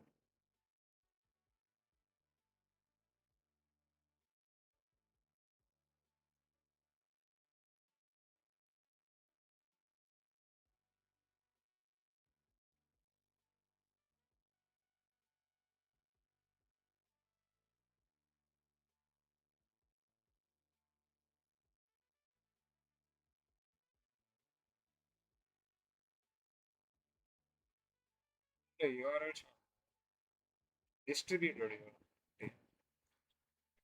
The Node.js app generates a short piece.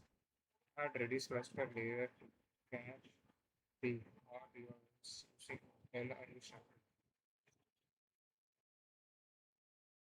53 copies of Node behind the index load balancer ensure that it can handle traffic, even if intentionally crash to the node instances.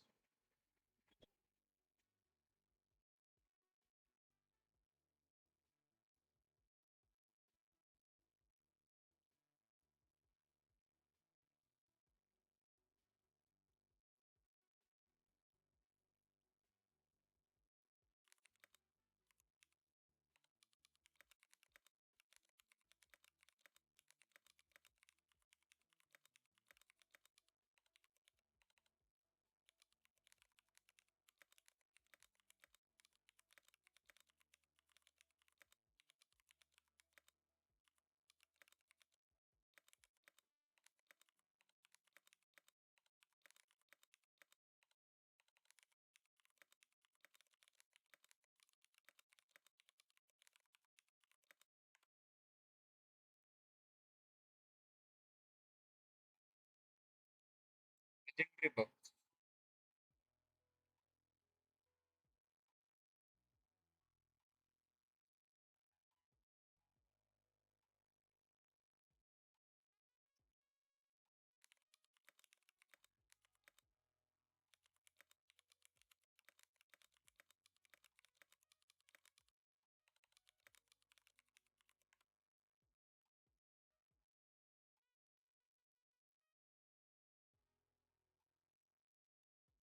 Grade grade 10 product from scratch. You want books that focus on architectural patterns and domain-driven designs.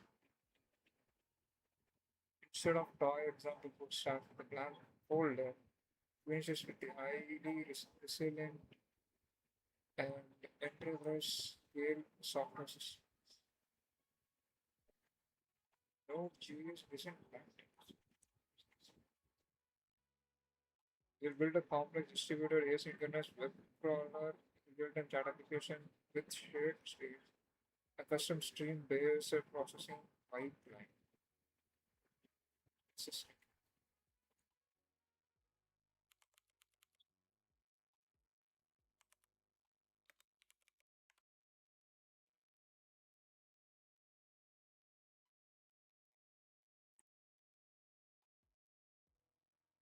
Anything from GitHub is supposed to be an resource. Node.js design plan. Design and implement production-grade Node.js applications using proven patterns and techniques. These guys are based on educational Indian, right? Not Node.js.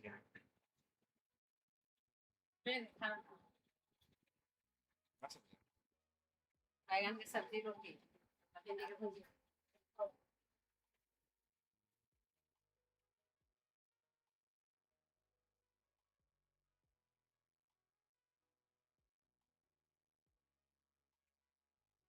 Be right back. Be right back. You know,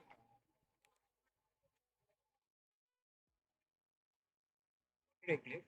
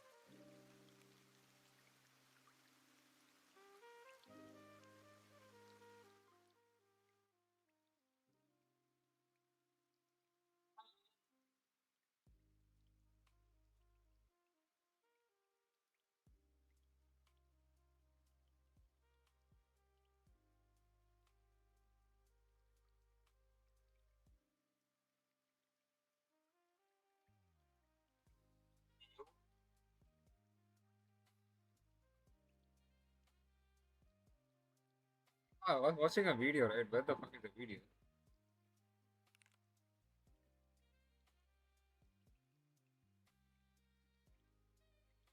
What are the general questions they ask in the system design? Like, what could be the thing they can ask? Most probably, uh, everything will be related to either the backend,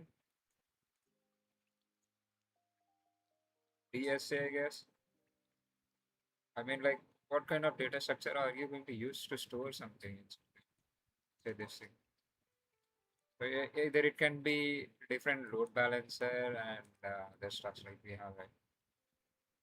So all these three things only matters, I guess, mostly.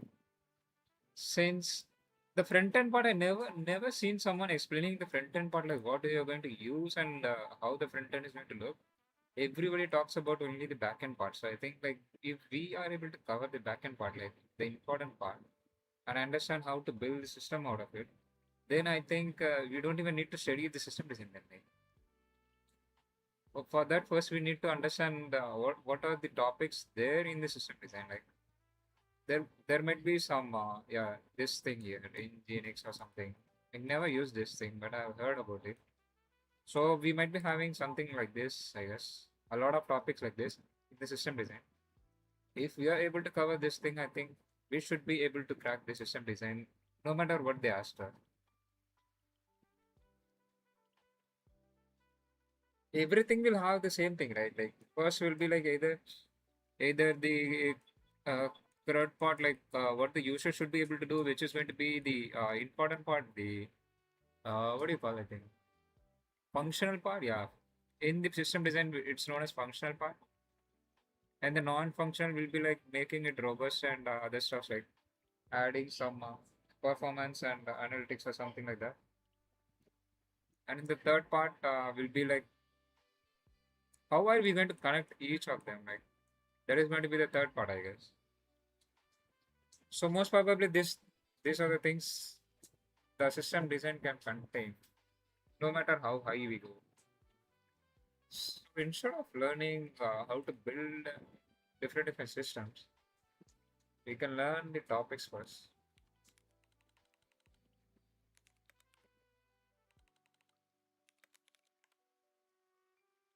So let's get started with the topic.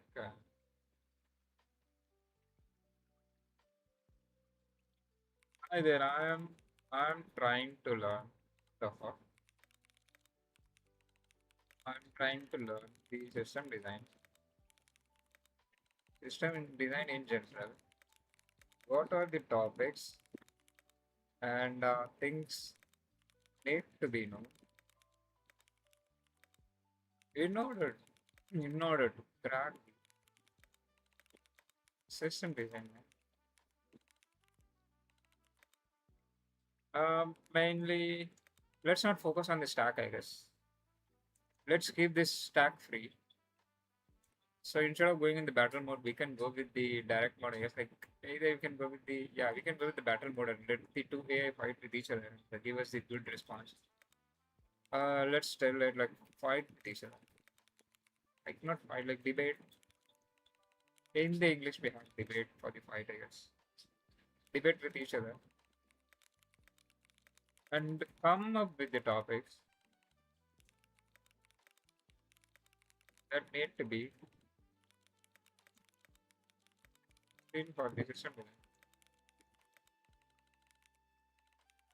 interview, I guess. Maybe I didn't change my mouse click in the keyboard button, I guess. It should be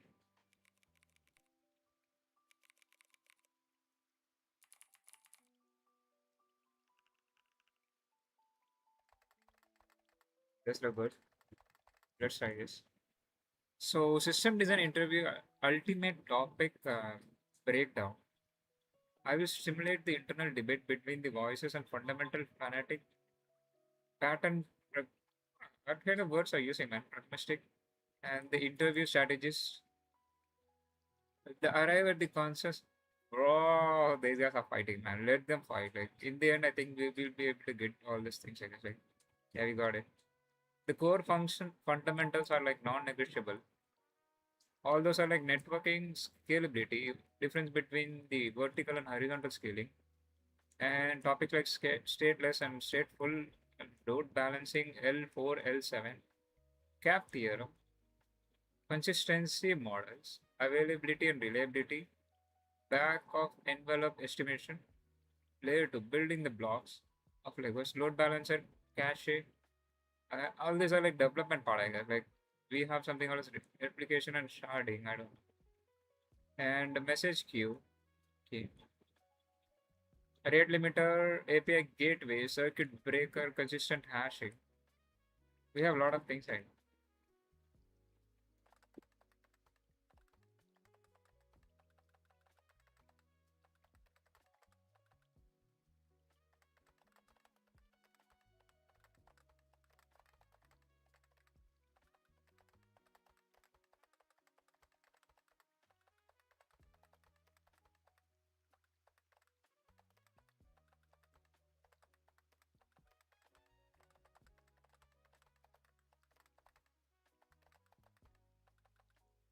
let us tell the AI so that it can understand. Otherwise, it might be assuming like I'm an fucking what do you call the thing, senior engineer or something, like maybe having 10 years of experience.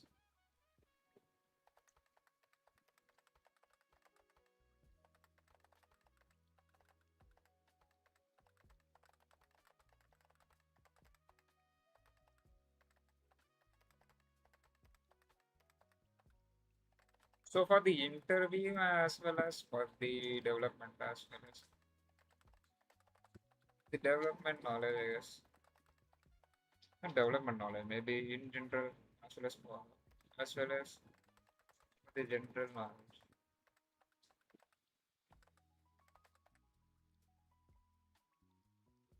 Alright, I think now it should filter out the topics which is required for the junior developers or like maybe 1 or 2 years of experience developers.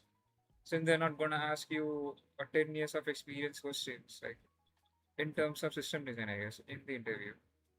So you can stick with the normal one, and once we start working somewhere, like once I start working somewhere, then I will keep updating my knowledge.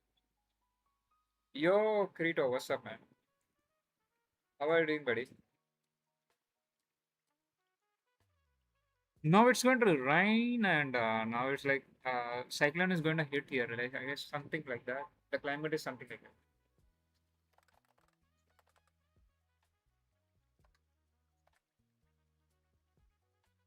The audio is breaking. Nobody told me.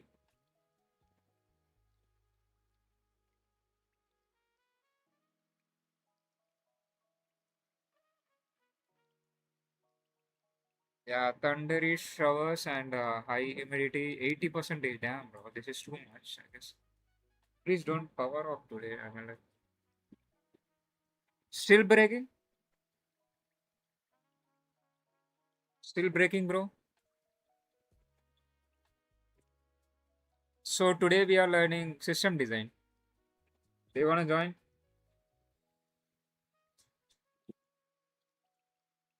So what is happening with my charger, man? It's keep on disconnecting. What the freak is wrong? So yeah, not this one. This is the real one, I guess.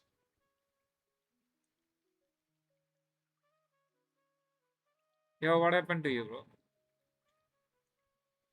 It got stuck. Let's not go to the battle mode and just go with the direct chat. Like maybe I can go to the chat GPT and ask, I guess. I got it.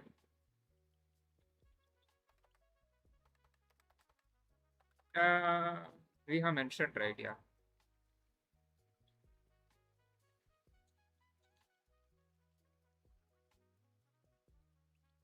Love the mindset, exactly the right approach and understanding why things are structured in a certain way. Able to design simple, scalable with web systems. Knowing the common what? Knowing the common components and trade-offs. Speaking clearly about the decisions. Forward Kafka, internals, consonants, yeah, and focus on the core building. For all these things I can do. And to teach how to, I mean, like how to show it. For system design questions, be like, can you clarify the requirements? Oh, when it comes to the distributed system, I think I can't do that. Like maybe I need to learn the distributed systems. For the normal systems, I think I can build the system design. Practice design simple systems. What does the URL shortener does? And blog app. Let's break each of them.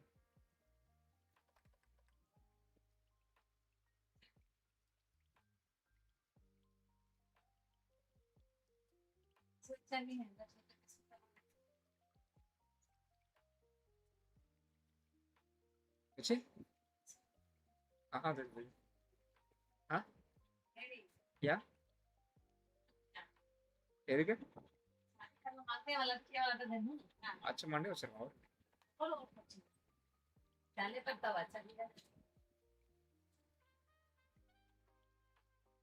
Um, yeah, the URL shortener will be having bot. The main purpose will be like,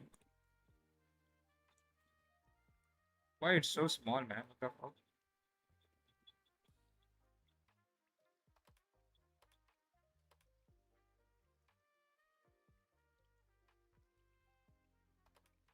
Can't I increase the size?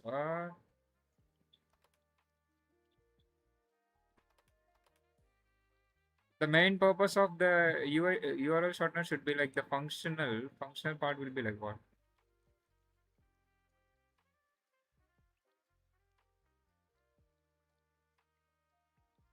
Functional will be like no, I'm not studying. I'm just doing PG from remote. Functional part should be like enter the URL and get the short code, right?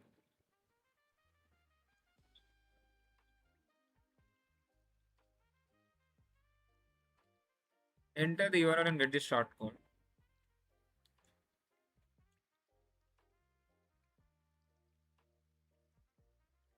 And what we are gonna check is like the main function is this thing. What else we have in the URL shortener, man? Do we need a cache here?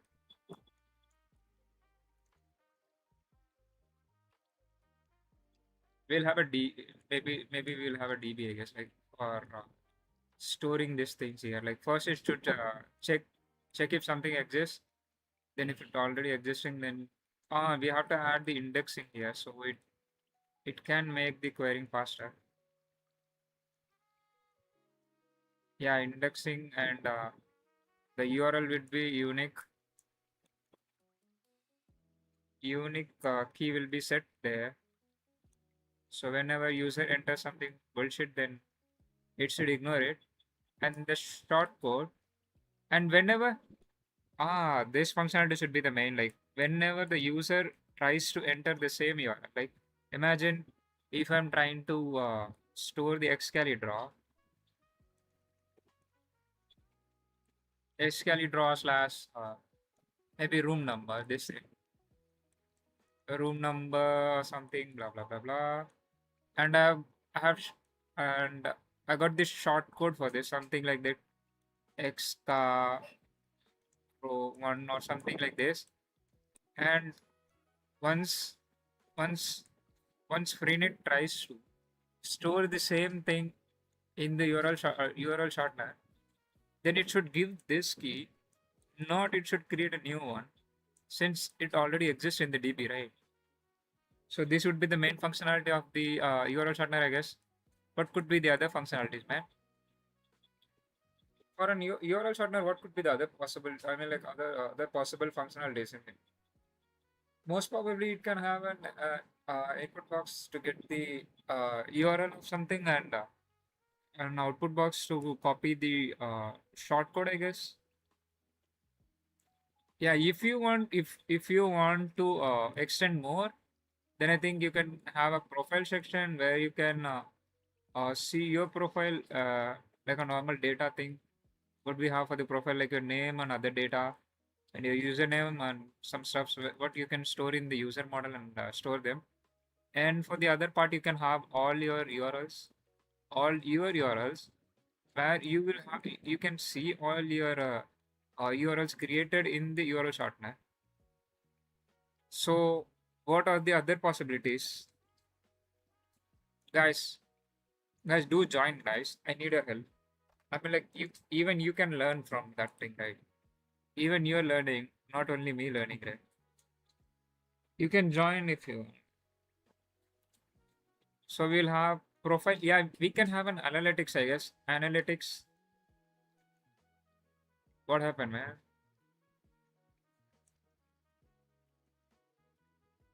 Yeah, we can have the analytics, uh, from which we can search for the most searched or something like that, and the favorite of the people and other thing like that maybe. And what else we can have? Analytics in the URL shortener, profile section for the normal profile thing like username and something, since we are going to store the data. And what the hell is this? And yeah, all URLs in the URL shortener. And the main functional should be like the enter the URL and get the shortcode. So I think this is the most probably this should be the URL shortener, I guess. What should we add more? What can we add more, man? Let me log in this thing. I don't want to lose this thing now.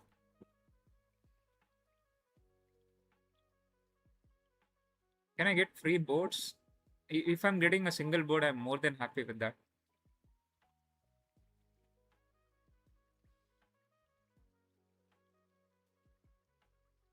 For the first time, I have signed in with the code guy. No way, I'm not ready for this thing, like bro. Don't ask me the money. Don't we have the normal option? I shouldn't have done this thing.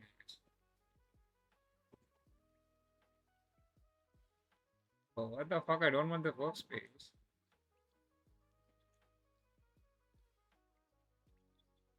He's asking for $7, but I don't have money, man.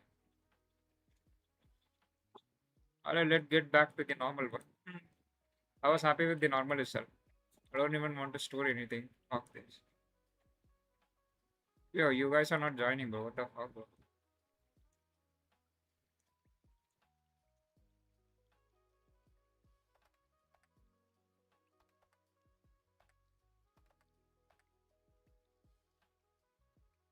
Yeah, I don't mind losing the data, I guess. And let's break down the blog platform now. Canvas is too big for you? Fuck.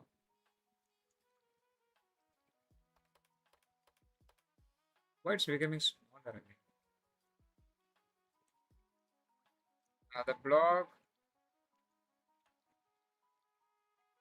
the flow will be like user will come, uh, create account.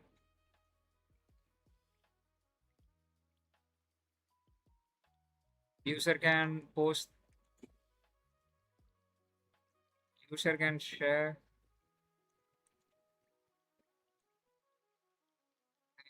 What else? User can follow other people.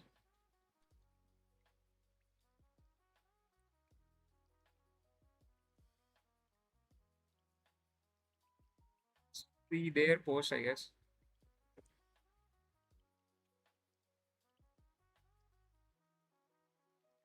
And what else we have, man? User can create account and log in, and they can post, they can share the thing, they can see the people who are following them, and they can do other things. For the post, we can use the S3 to store the post first, and the next one will be like profile section. Profile section can be having the, I mean, can have the profile image,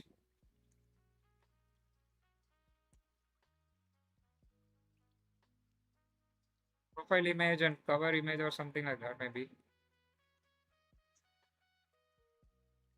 A user can even in this thing user can like, comment.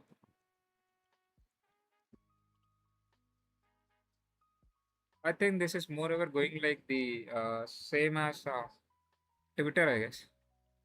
What else we have in the blog app? Hi Desky, what's up? The blog app, what else can we have? Breaking down the system design of different things, man. Do you wanna join? Do you wanna join and add some points on your own, bro? And what else can the blog app can contain? First, it will contain the user, and second, it can contain the post. I don't see post is like either blog. Maybe you can tell it as a post or blog something. The main functionality should be like user comes, post something, share something, like something, comment something. That's it. Most probably, this should be the important part of the blog app, I guess. I don't see anything else in the blog app. If you see something, just let me know. And for the blog, we will have. Let's not go back to the schema thing. Let's do the HLD first. I think most probably we will have in the blog app. This is the one we will have in the blog app, I guess. And for the route, we will have the API. Like API for the route will be like post will have all the update, delete, and create thing, and for that thing, and even for the users, it will have an API for updating them and other stuff, and like for liking something and post related things like post related APIs, which will be like having the comments. Not comments, I like comment can have the comment API and can use the comment API there.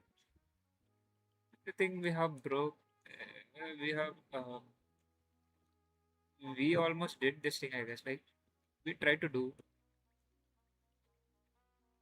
What can chat application have? Basic.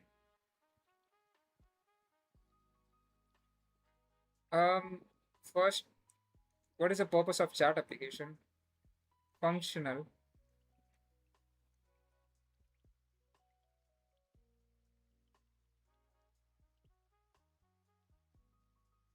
Chat with people.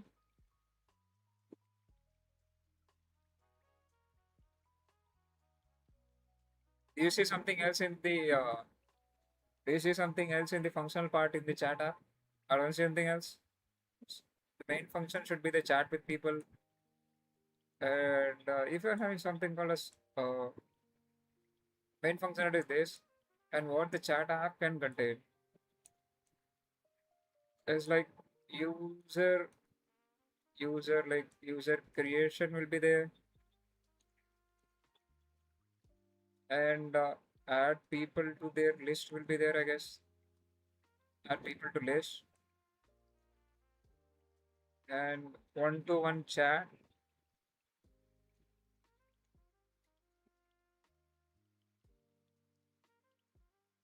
One-to-one chat will be there, and what else will be there? Yeah, persistence.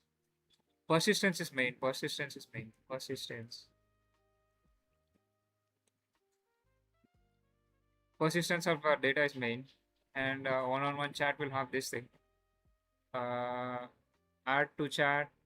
Maybe if this is little bit advanced, then I think it should have the video calling feature, I guess, like something like WhatsApp, I guess. And if you're chatting, then you can share some images and videos. For that, we are going to use S3. And what else? What else? If you're going to a chat application, what else can you see? You can have a group, I guess. Uh, group groups, I guess.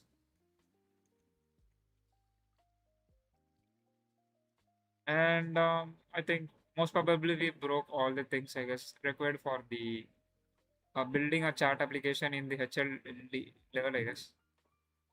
If we are going back to the LLD, then it should have the a WebSocket that can allow the users to talk with each other, and an S3 to store the images and videos, whatever sent in the chat.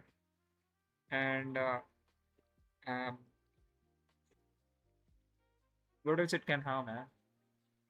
a profile, a user profile where you can store in the DB, maybe SQL or no SQL, and export chat can be the feature, I guess, instead of adding this thing here. Most probably we will have this thing like a WebSocket to talk, S3 to store the images and videos, a user model along with the MongoDB or any other DB to store the data of users who are trying to sign in the chat application. I guess most probably these things will be existing in the chat application, I guess. So we have break that chat application as good thing, I guess. So we were able to break down the chat application, HLD and LLD. We tried to do for this three thing, and now it's e-commerce backend. So what can e-commerce backend have? In general, we are not trying to go in deep of it. Like we are just trying to see what can an application have in it. So the main functional requirement will be like user can come and buy product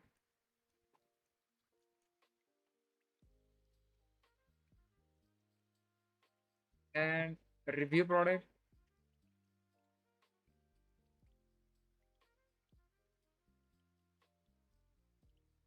yeah, share product,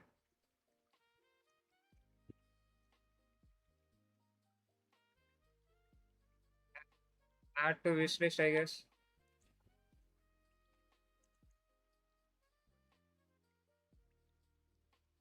I think what else can the e-commerce application have in it? Most probably this should be the basic requirements for the e-commerce application. Guys, if you're interested to join, you can join with this link here. Or should I clear the canvas, man? You guys are not able to join or what? I don't think nobody's joining. And first priority is buy the product, and second is review the product and share the product to someone if they want, add to wish list, and that's it, I guess. If we are coming to the what do you call the thing?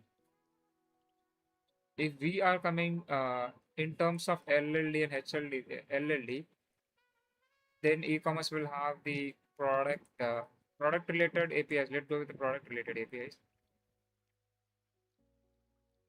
Fetch all products and fetch single product.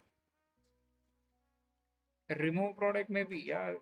The admin might be having access to remove product, edit product, put ads, remove reviews, I guess.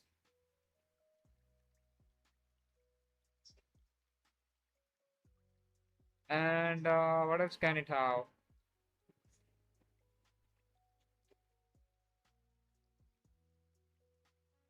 Well, recommendations, I guess, recommendations.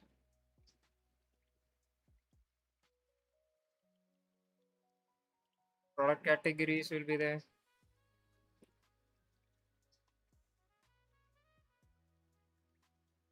Product category, and most probably this thing could be the APIs for the e-commerce applications, I guess. And coming to the user,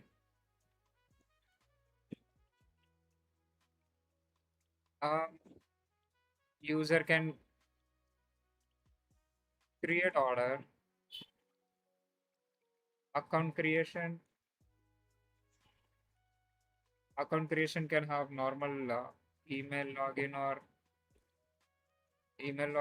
phone number login, Gmail login, and a user can cancel order, track orders,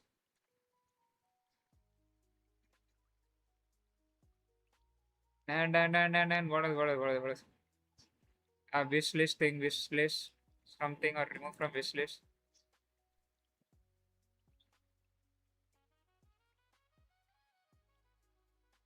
I think user can do this much. I guess like what else can the user do?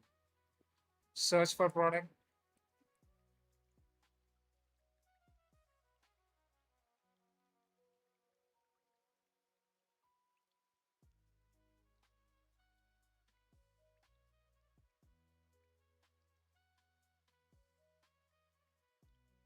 So the product will have everything, and user can have this thing.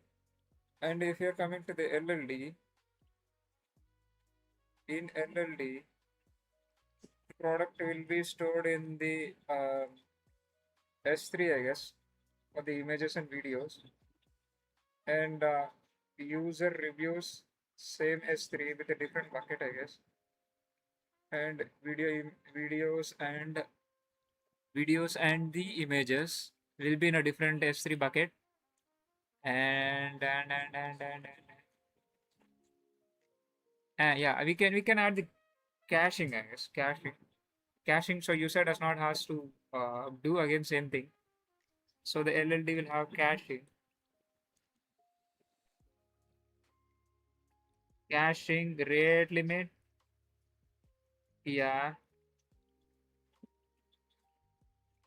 rate limit, and what else can the e-commerce app have, man?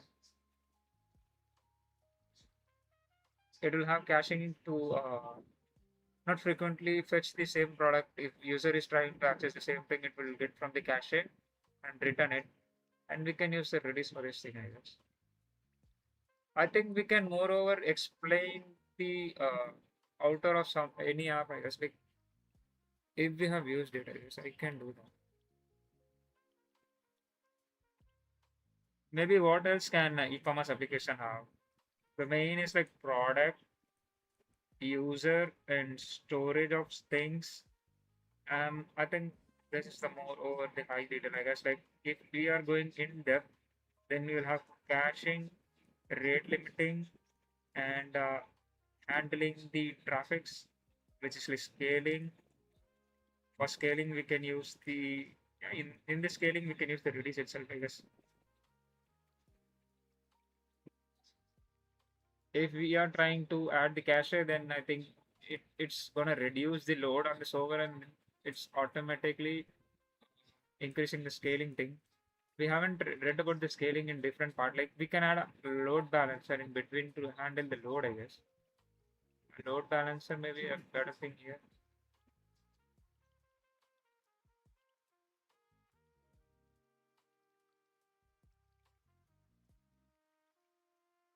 We have broke a lot, and like we break a lot of applications, and I've seen a lot of things, I guess. What else e-commerce application can have? Let me ask the AI.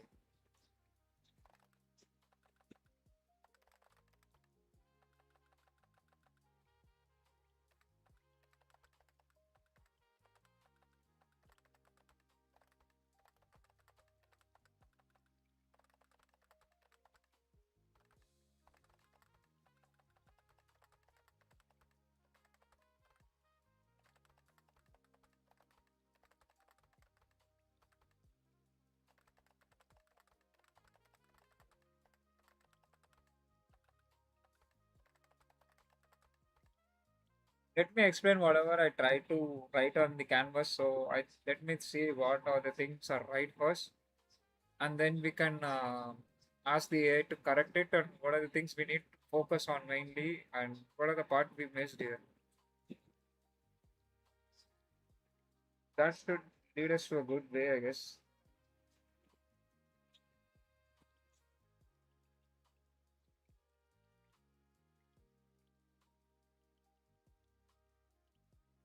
So it can have the link, and user can enter the short code, and yeah, short code must be the unique, and we are gonna add the indexing. So we get the query faster, is very faster, and then what are the things I did, man? Like yeah, um, analytics thing we can be added, the profile section. User model, store the user data. Hi Pranav, so show the user data and what are the things I scribbled here.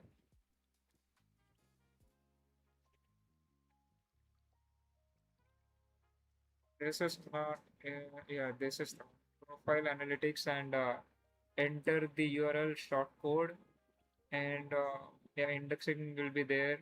Caching maybe, yeah, caching.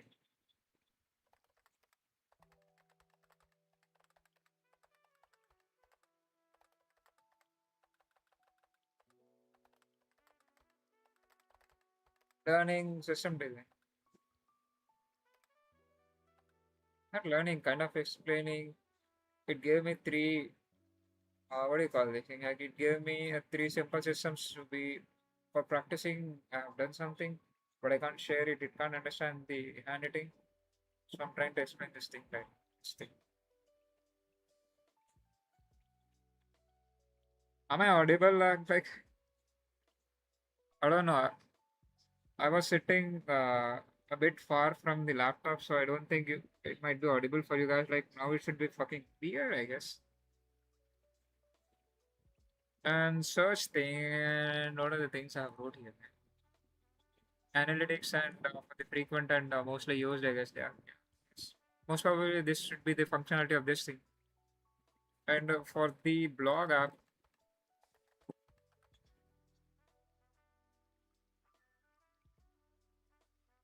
is that because of the music or like should I reduce the music? Is it audible now?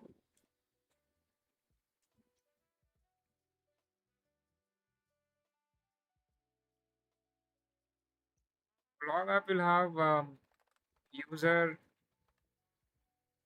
user and blogs with images and videos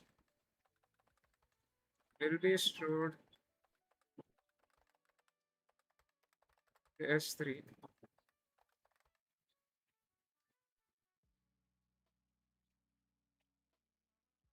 Am I not audible to you?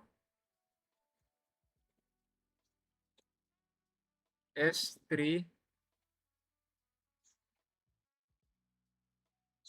Still not audible, man. Still not audible. And for the blog, what did I draw for the blog? Blog. This is e-commerce, and this is blog. And we'll have a lot of APIs, I guess, like for the profile and cover images. And for user images as well as we use use the S3 to store. And for blocks, we can handle the load by using the load balancer, I guess.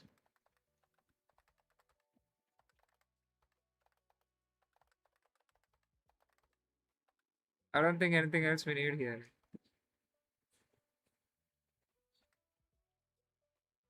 Chat app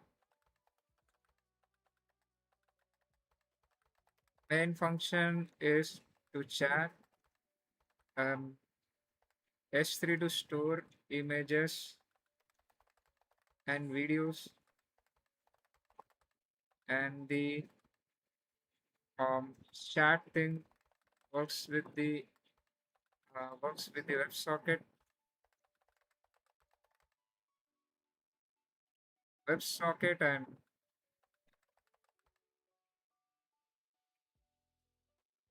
no, I'm not doing LeetCode, man.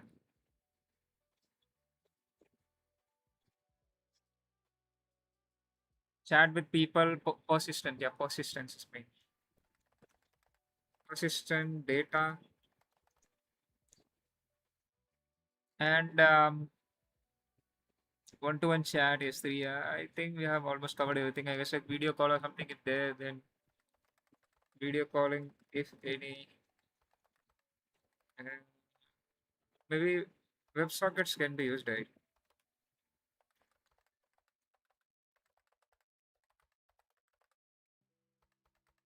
E-commerce will be like user user can add cart and do do cart related thing. hard thread, and track order, mark review, mark review,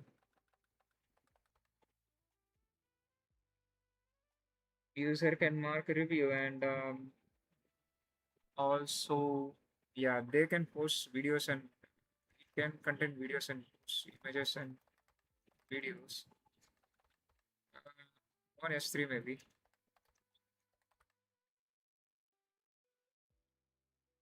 On S3 and product will be like products recommended for it.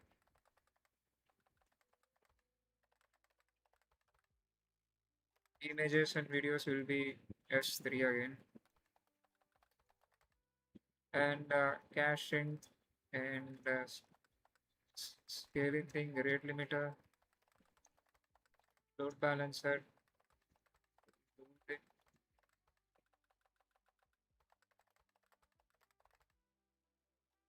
all those things will be covered here. Like if I'm telling user, then user functionalities are user functionalities.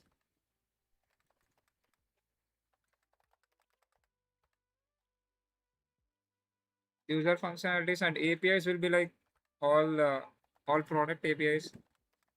What we have in general, man. Product API, CRUD, mostly CRUD, and literally every apps are CRUD, bro. But the way we design them is different. Like if we're adding some business logic, then it's going to be a different thing. Recommendation system, I guess. Recommendation system.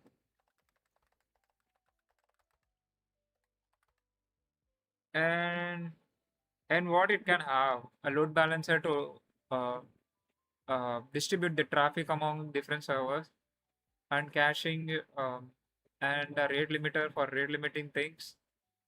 Yeah, placing the order.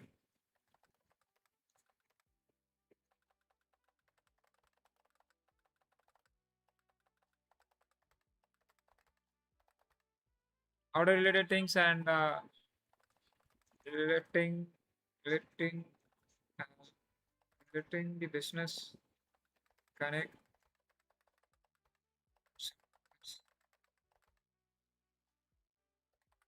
There will be business profile, I guess.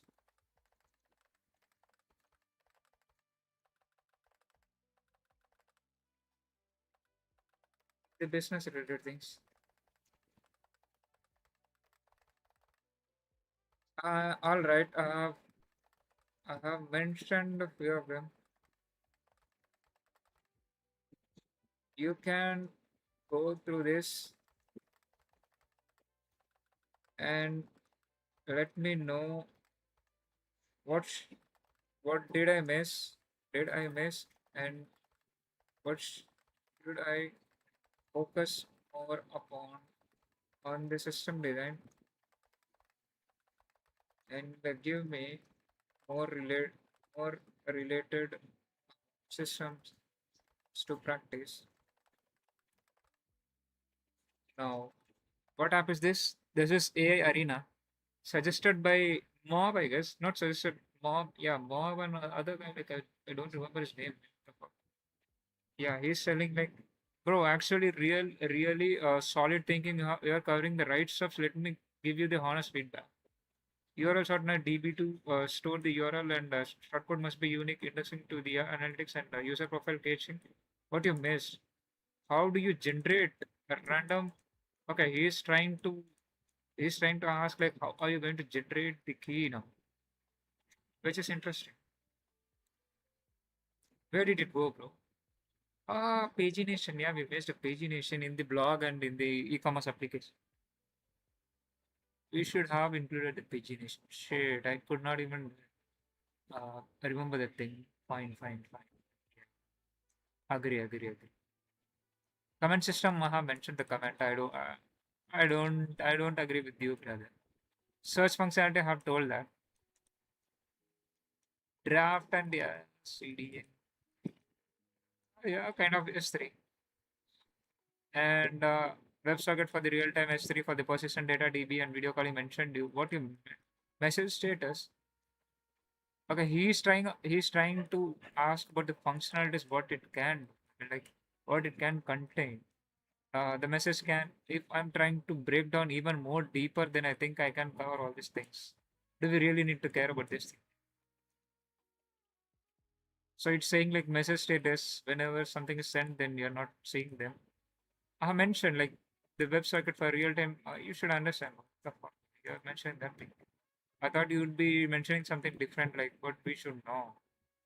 User cart CRUD, order tracking, reviews for a product for serial load balancer, rate limiting, recommendation system. I think inventory management, stock count, yeah. All those things will be included in the cart CRUD. What the fuck are you saying? A payment, yeah. I missed the payment. Wow, I missed the payment. Oh, I missed the important part, payment. Search filter have mentioned it. Discount, yeah, didn't do. Even I mentioned for ad, right? And return refund, okay. Flash sale, yeah. This is related to the product API. I don't care. What should you more focus on data modeling? You know what to store, but not always how to structure it. Okay. Okay. And this is asked a lot in the junior interview. When they are going to ask me in that way, I think I can do it. Like I can just write it down there. Then I think I can get all this thing in my mind. API designs, yeah. Date, API designs. Post. Yep, yep. This shows how you understand system actually works end to end. Yep. So paginations, every list of things need pagination. Okay. You can't return 10,000 blocks in one API call. Junior forgot this. Yeah, yeah, I forgot this thing. Yeah. Error handling, everything will be done in that part, right? Like we really need to take care of this thing. In every system design, in every systems, ask yourself, what if user submits duplicate data? They can't submit, right? Like I will disable the button while they're submitting something. Why would it be a different task there? Like if they are trying, if I'm trying to only get the unique values, then I will be adding a unique field. And what if the S3 fails? Then I'm going to let the user know, like, please upload again. What the fuck is this question? What if DB is down? If DB is down, if you're building for a big company, then I think we will be not having a single DB. You might be having replication or starting something. You told me in the starting, right? I need to look at that topic, but I will come through that. And for the payment, what if the payment fails in midway? If the payment is getting paid, it's just showing how you think about it impress the interviews. You don't need the deep answer, just show how you're thinking about it. Should I really go and ask like what if my DB fails I can do this? What if my S3 fails I can do this? I don't want to dig a hole on my fucking placement. Like, do you want me to jump in the hole, bro? What the fuck? You mentioned S3 a lot, which is correct, but add a CDN on top of S3. Okay, like cloud. Or you're saying like I can keep an S3 to store the file and CDN to access them from there, like deliver it. CDN must be the fastest thing, right? More systems to practice. Pastebin. What is pastebin? Since since now we have seen like what are the things we miss. Now we can create for the pastebin. With all this thing this guy mentioned to us, we can create for the pastebin now. Now he should be crying. Let me remove everything now. Now the slate is clean. Let me open the escalator again. Yeah. Why are you sending me again? I don't want this thing. Guys, guys, hop in, guys, hop in. Hop in, guys. Hop in now, hop in.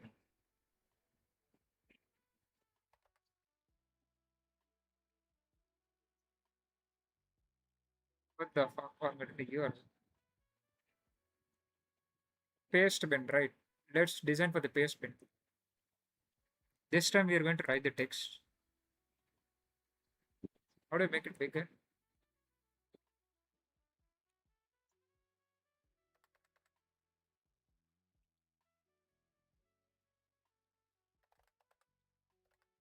What does a paste bin does? What is a paste bin? Paste bin is like store and share snippets. Alright. Now considering the things it told me, I can come up with some ideas from this thing. instead of only including the main functionalities. The main functionality can be functional part will be like uh, uh, maybe randomly store the link and randomly store something and share to someone.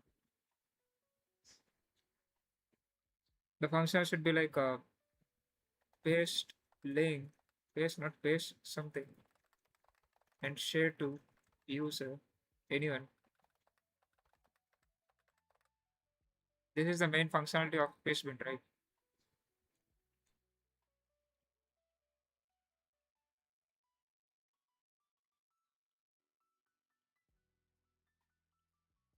Yeah, join, bro, join.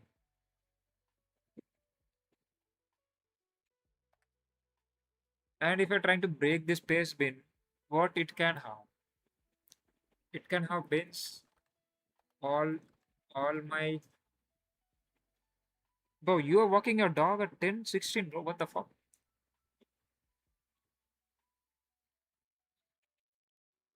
All my bins, all my things are shared to someone. Someone are making note, I guess, for now. And yeah, ability to delete them or add an edit or something like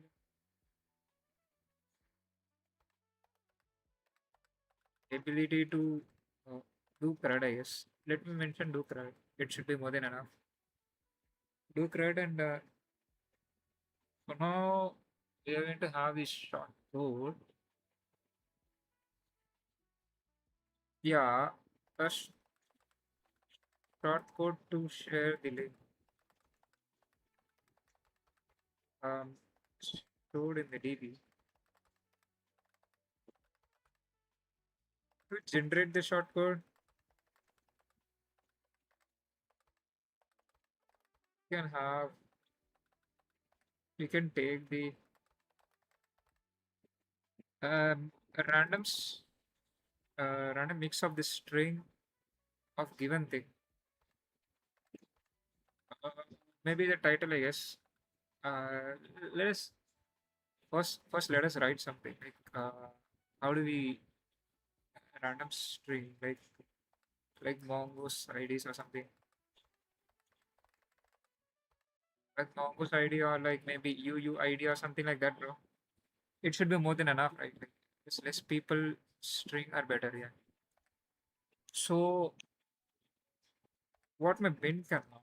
Bin can have a name, content, tags, filters, applied, something like that. And what else can have? A user who created.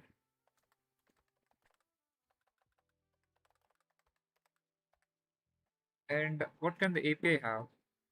APIs will be like in post, create bin. Request body will have these things.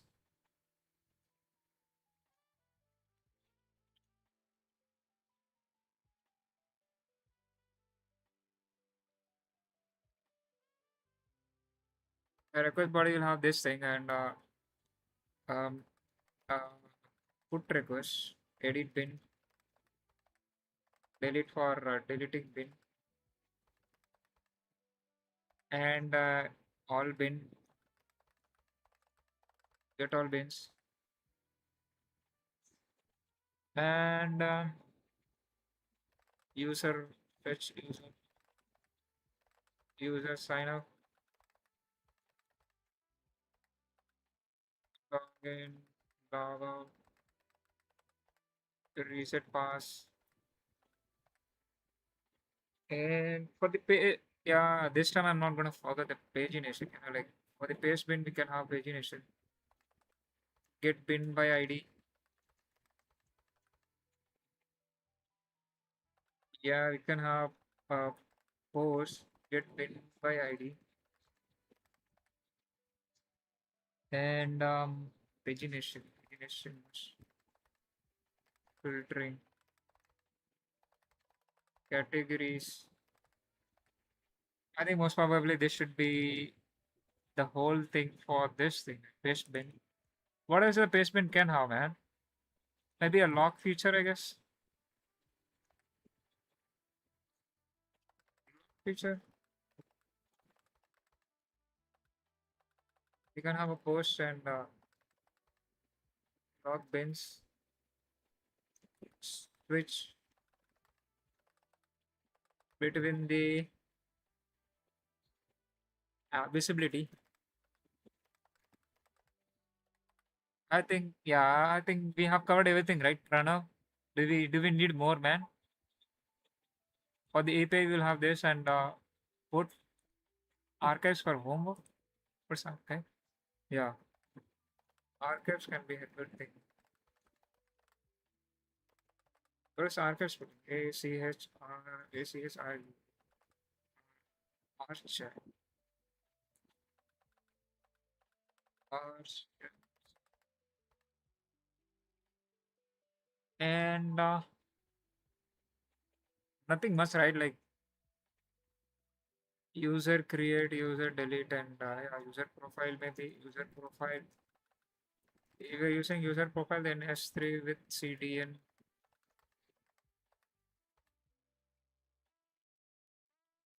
I think we have almost covered everything for this thing, right? Like paste bin is good enough, I guess. Better design for the paste bin, I guess. And do we need rate limiting and stuffs here? Like, do we really want to rate limit the user for something? Maybe what if he's asking about something different, like validation for that thing, or like maybe script protection,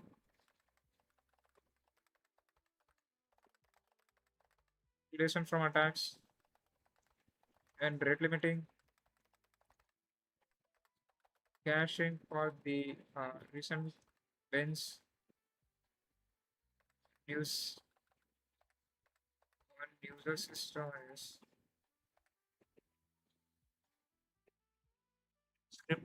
Script protection and yeah, share bin point. I think I think we have covered everything, man. Do we have anything else? Let me give this thing to the AI now and ask, do you want more? How much would you rate this thing? I'm not gonna delete. Why would I delete it? I never deleted anything. I never did code forces, bro. Why you guys are so much obsessed with the code forces? I never did code forces. I'm just an ordinary guy. AI area, what the fuck? AI arena. Why you wanna go back?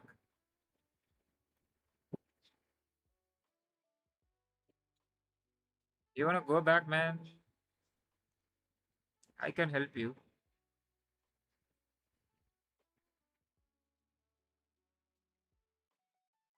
I think DVR is turned off. Let me try if I can change it from here or not. DVR is turned off, I guess. How do I turn on the DVR, man? Don't have DVR option.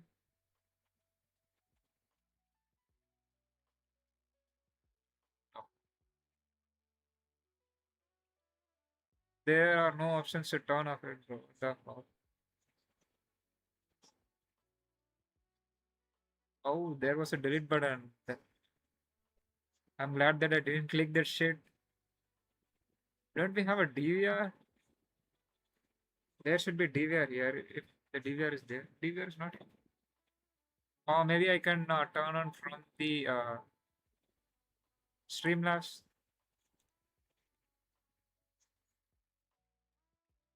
Oh, it's getting failed, bro. Yeah, now try Pranav. Pranav, up try kar.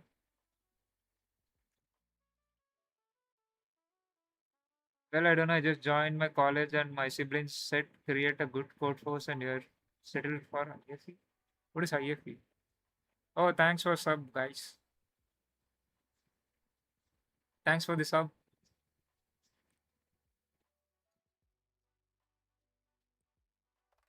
All right. Uh, I did the system design for the guest. Can you tell me what more should I focus upon? Maybe I will need the visibility. And also, there is visibility property missing in the bin. Kindly consider it. The text. And let me know, is this good or bad, and what to improve more, and how to think systematically. So, oh shit, I pasted in a wrong one. I should have gone to the direct. Yeah, yeah, DVR was turned off, but I'm not able to get the fucking. But the paste button is supposed to be the window plus V is supposed to be opening the paste window, right? It's not opening. Why? What is happening with the Windows plus window button is not working? Windows working. Then why the window plus V is not working?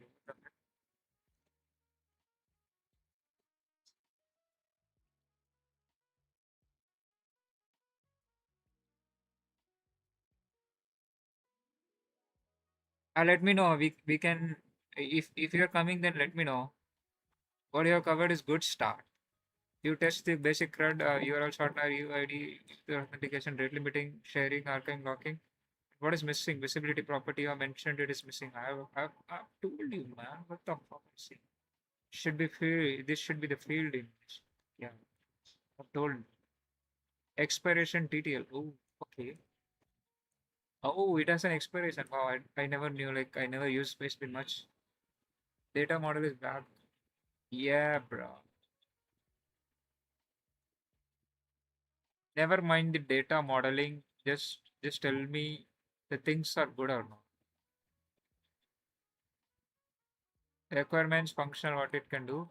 But this is how we have to do it for follow this framework for every single time. Okay. Requirements, functional, what the user can do. Non-functional, latency, availability, scale. Out of scope, what are we not building? Estimation, users, DAU. What is DAU? Read write ratio, storage per day per.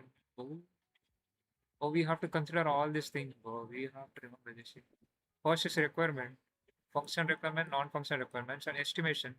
What users can do in it, like read and what are the storage limit, data models, what are the models, API designs, REST APIs, high-level designs, and deep dive how the things work and why, what scaling. I need to learn this topic, bro. I have seen this topic a lot of times. I guess. We have pretty much covered everything like for future understanding 6, data modeling 3. Yeah, since we didn't include all the fields, you are giving me that score. Fine. Scalability thinking. Okay. And completeness 3. Okay. You have the right instincts, but execution is scattered and incomplete. Alright. Redo the design and 7-step framework above. Draw the architectural diagram, and this is non-negotiable. Oh. And define the schema properly with all fields, bro. This is gonna take a lot of time to do that.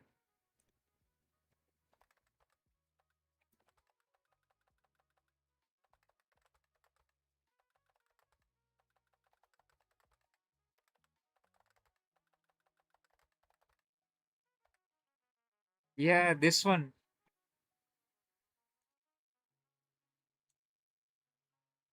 This girl. Come on, man. Yo, where are you? This girl.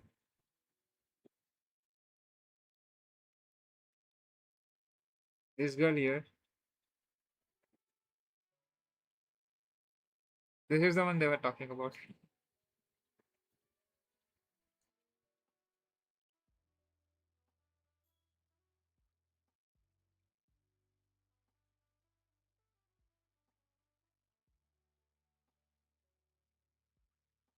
What are we building? How much scale read write ratio? What data? How do user interact? API high level. Draw the boxes architecture. Yeah, cool, right? Pick the hard problem, go deep. For the basement shortcut generation caching, what breaks at 10x scale? This is the important points we have to consider for every design, I guess. So let us consider this thing in the mind and yo, yo, Pranav, are you ready, man? Pranav, we can build this thing this time. Add your own points here. I will add my own points. Let's see how much two guys can build. Join, bro, join. Jump in, jump in. Yeah, you can start typing here. Like, I think you know how to use Excel. Yeah, I don't know how to tell. Come here, come over, come over here. We are building an poll voting system. What are the things a poll voting can contain? Do you want to join the meeting for the real time communication?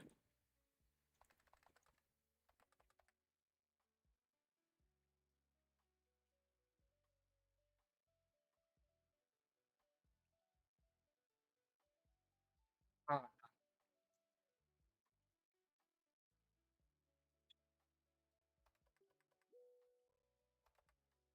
power went off. Yeah, yeah. Take your time. Let me think what the for what we are going to.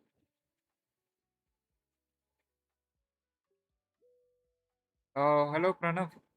So let's build the voting system. And first, let's gather the requirements required for the building and voting system. And then, for whom we are building it. In general, we are going to build the voting system like we can use for anything. Okay. So let's start. Come back to the Excali if you're able to come. Yeah. Now let's start collecting the requirements for this first. First will be like, should we draw the boxes, man? Let's imagine this is user.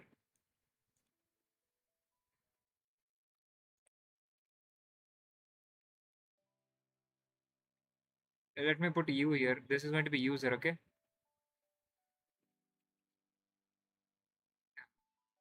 So why are we building this thing right now?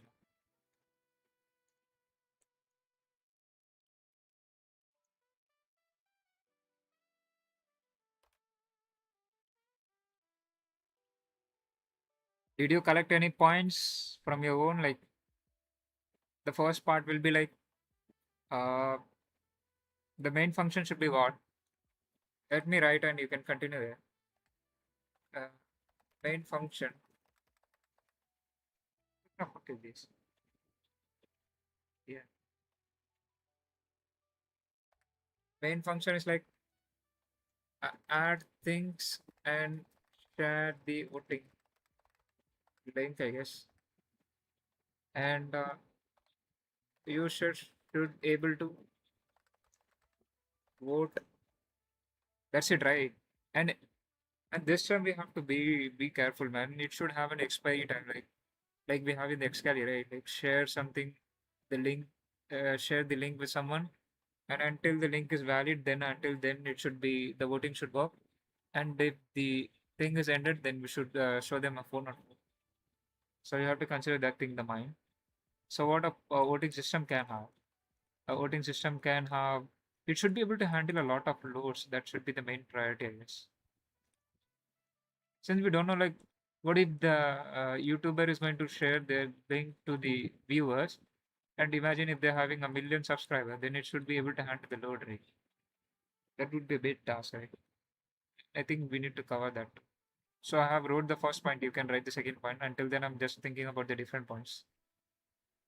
And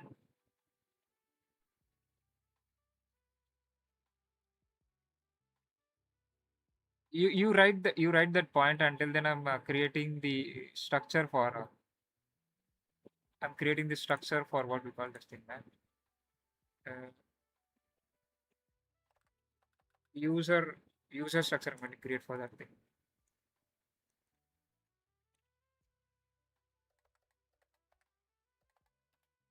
Let's not deep. Let's not dig too much in depth. Name will be name, email. Do we really need the name and email for that? Yeah, we need it. Password. Since the one who is going to create the voting thing, they should be registered somewhere. And polls, right? So yes,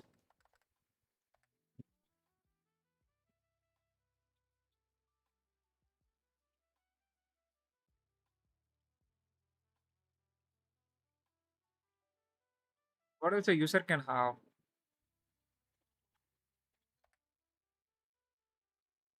A poll can have question,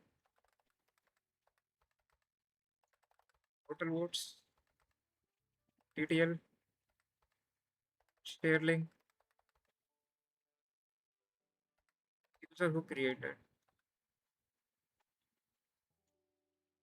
Voting anonymous shouldn't be a feature, I guess. Like it would be something can keep it, I guess. What else a poll can have, man?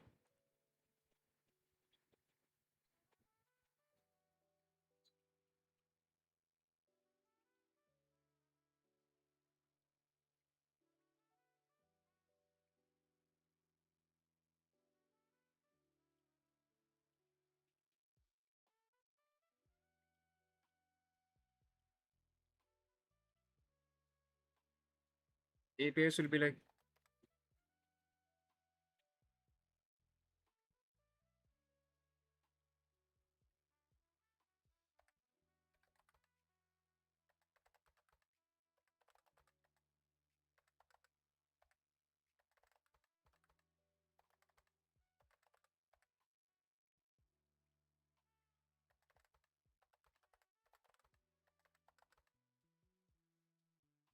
the poll and the post switch visibility.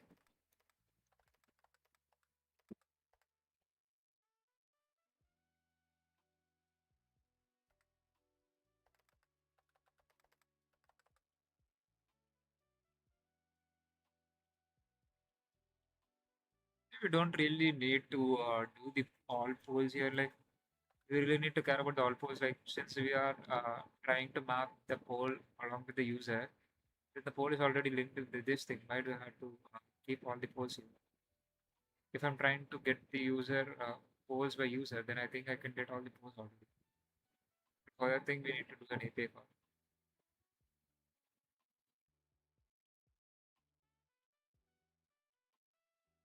Bad, bro, bad.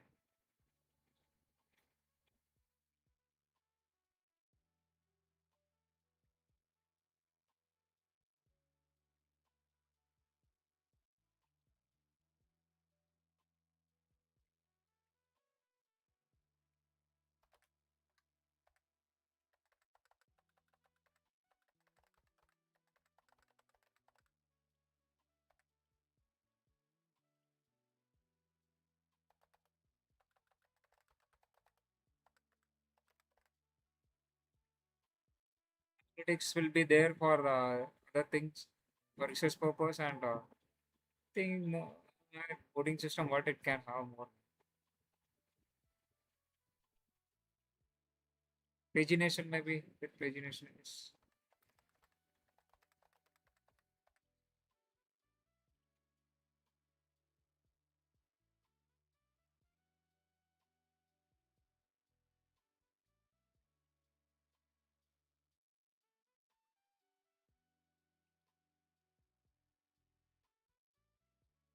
polls can't have the images and videos, right?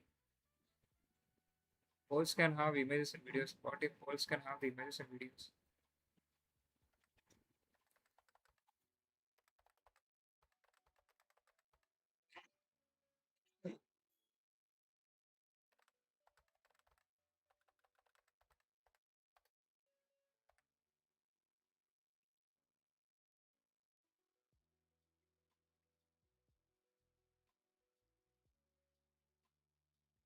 Well, leave the meat.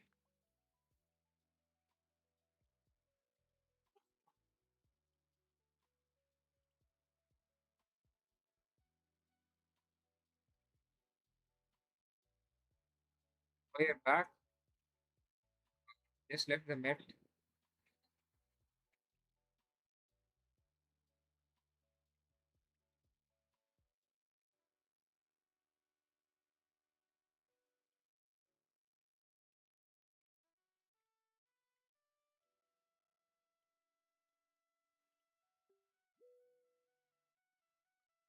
Yeah, join back. Same link.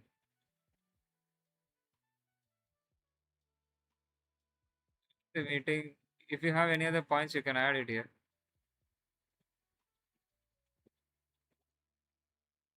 Come on, guys. Hit 10 likes. Do you have any other point? Let's make everything smaller. You can add anything. You can add anything.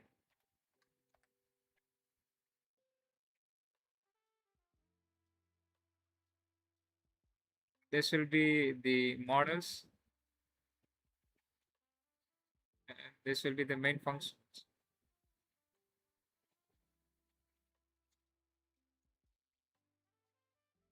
You can add anything if you want. Everything is open. Go for it.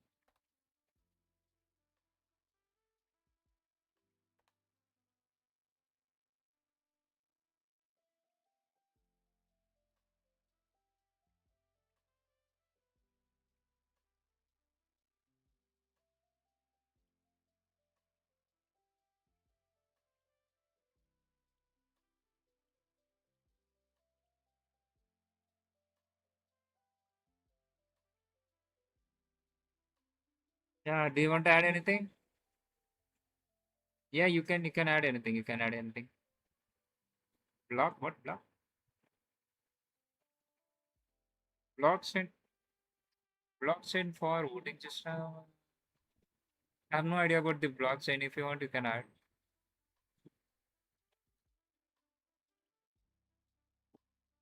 Um, what else a voting system can have? The number of it's like permanent and what? Oh, you have explored blockchain, bro. What the fuck? Great.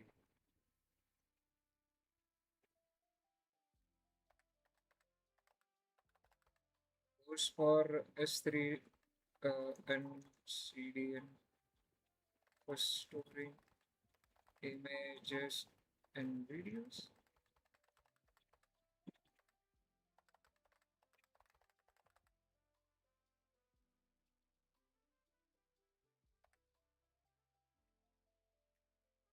Oh, did you merge both, bro? How did you do that?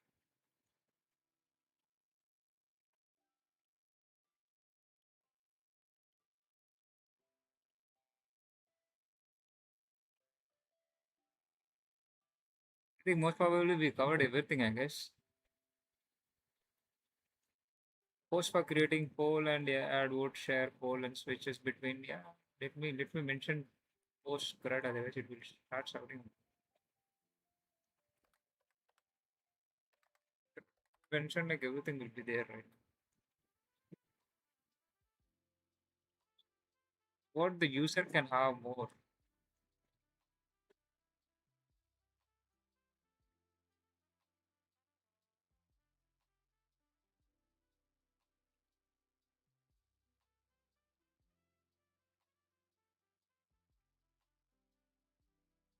Oh, oh, nice. I never knew that. You can do. Go ahead, man. Go ahead. You add your blockchain things. I wanna see like how the blockchain looks. You can add anything, man. Add your own things.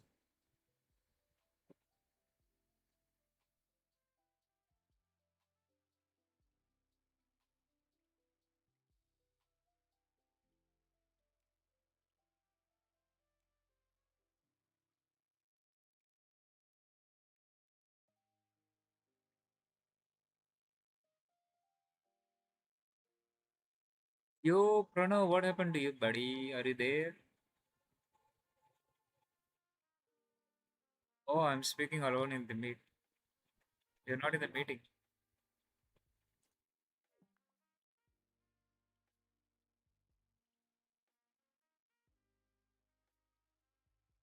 What you're thinking? Until then, I will give it till here. Let's see what the AI says. Until then, you think about the blockchain thing. So, did we cover everything? What are we building? We are building something, a voting system. Functional requirements are like user should be able to create the poll and share it to someone, and they can vote there and get the result, I guess. How much scale? Read rate ratio. How do I measure the read rate ratios? What data? We have mentioned it, right? Entity, not fields, just concepts. Well, we have mentioned it. Right? Draw boxes architecture with the hard problem. Deep basement short code caching breaks 10x. Can you can you give the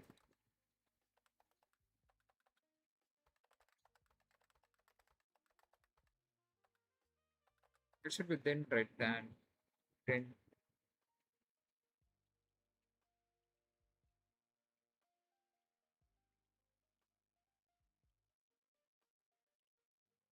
yeah, learn from last one. Yeah. What missing?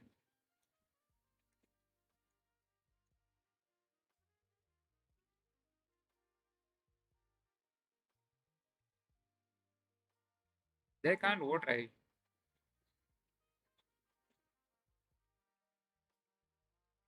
Once the user has voted, then we can block the user itself. Like they can't vote it again, like on the same thing. It should be one time.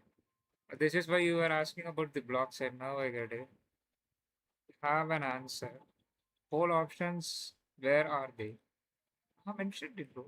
Fuck the poll and multiple options. Like, if I'm giving the question, there will be an answer to it. How do you store the vote count? Per option counter? Yeah. Uh, Didn't I mention it? Yeah, total votes are there, man. What the fuck? I'm only going to store only the winner, not anything else. I think. So where the fuck is that? Or count from the votes on table on demand. Trade off counter fast read resell aggregate on read but slow as accurate, always accurate. Real time result missing. The modern polls shows update real and how. Yeah, WebSocket. Ooh. See, I missed the important part.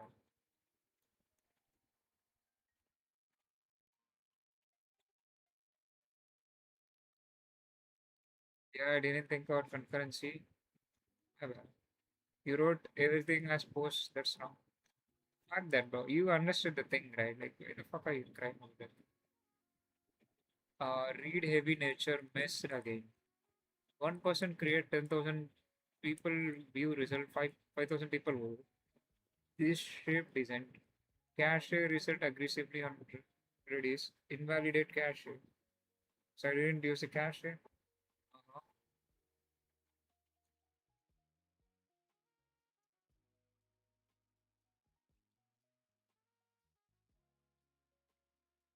because it's expensive.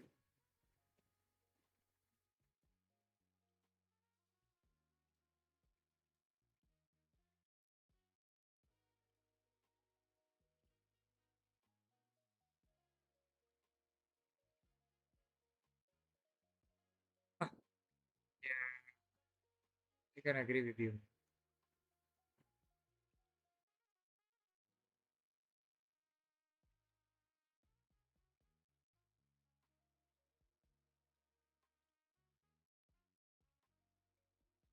Why he's using S3 again? Oh, yeah, S3 is for the images and videos. Okay. Client WebSocket live. I should have used the WebSocket. Fuck. I didn't use the WebSocket. That was a mistake.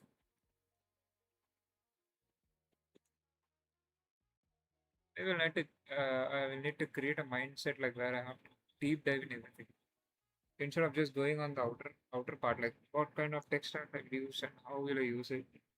I need to question myself. I guess. Like otherwise, I will not be able to do this thing. I guess. For the poll system, the hard problems are duplicate vote prevention. How would you do that? Anonymous vote and real time result. I would register the user's MAC ID. You get the MAC ID or something like something which is not changeable in the system. You can do map spoofing. Still, there would be something, right? It can't be changed. Maybe the public IP of the user, I guess. Public IP of the user can't change, right? Public IP of the user will stay same, right? Until or even public IP can be changed. I've heard like public IP stays the same, I guess. Real time result updates. Bro, if we are building this project in senior level, I think then every project would be something fucking great, you know. Literally, if you're considering everything, then I think even to do app will become a Notion's father, you know. High concurrency voting count, reduce IMC, and cache invalidation on the new votes, fraud detection bot votes. Go deep dive. This shows seniority. Not bad. Like before we were getting 3.5, now we're getting 4.5. Not bad. Who used it? 3 to 5 core user actions for poll duplicate votes. Yo, first we have to break the things, man. What it can do. What is the hard part? What is the hard part? Drop boxes. Until the hard part. What breaks at 100x? How can we solve the cache invalidation? There is cache invalidation. We don't have to solve it. Like it's going to do the cache invalidation when user is already done the voting thing. What we are going to do is like we are not going to allow the anonymous. We, we shouldn't allow the anonymous voting, I guess. Since if we allow the anonymous voting, then people can vote multiple times. If we are allowing, then I think we can take. Let's write why. Let's write three. How, why, and why. Sorry. Whom. So this should be the focus, man. Whom, why, and how. If we are focusing these three questions, then I think it should be better. Yo, Pranav, come here. We can focus on these three questions. Whom, why, and how. Write the answers. In why part, it should contain the hard part. This should be the hard part.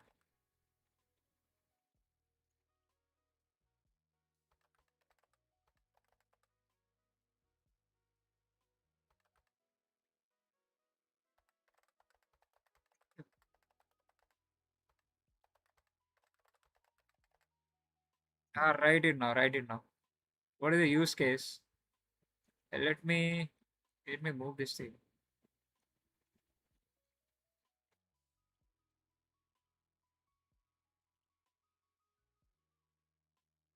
But we can check the user identity through the identity check.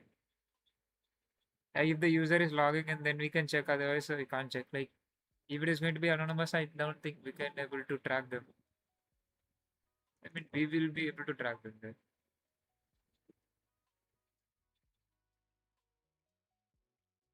What the fuck you want, man? Like, why are you like this?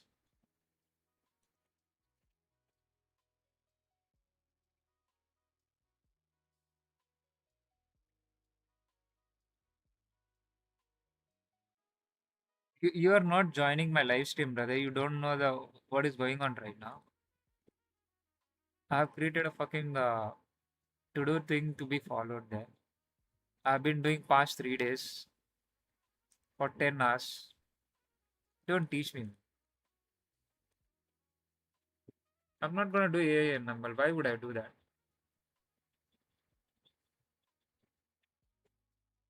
And why the fuck you are so like this, bro? Don't be like this.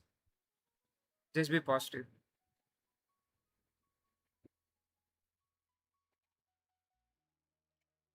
I've been watching. I won't be saying anything.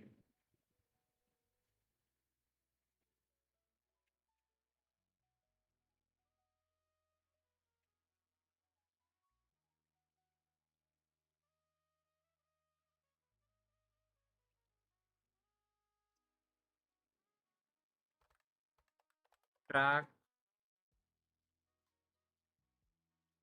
track of tracking of duplicate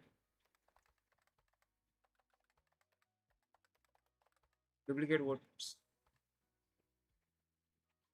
This is the hard part, right?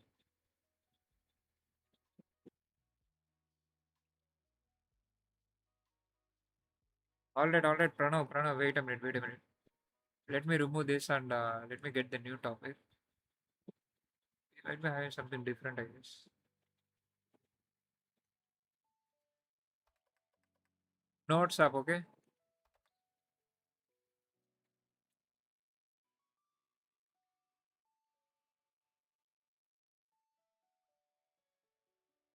Okay, whom? The question should be like, whom are we creating this? For whom are we creating this thing? Hard part, how? These are three questions need to be addressed here. Come on, now you can do here. After you left, I just left from there. Like,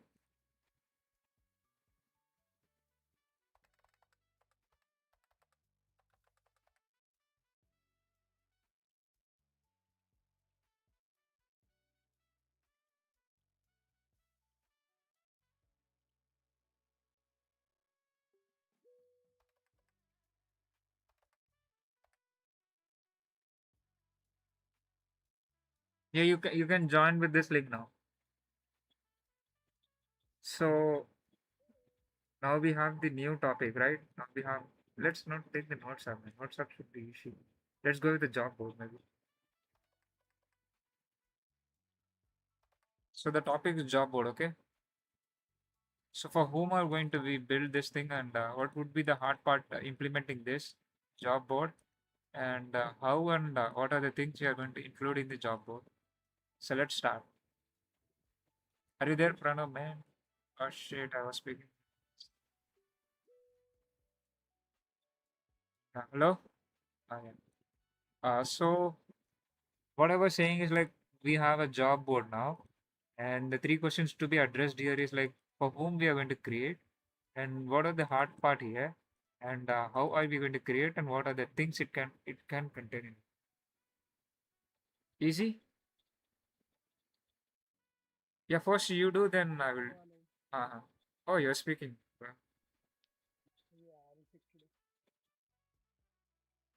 रुक जा भाई music बंद कर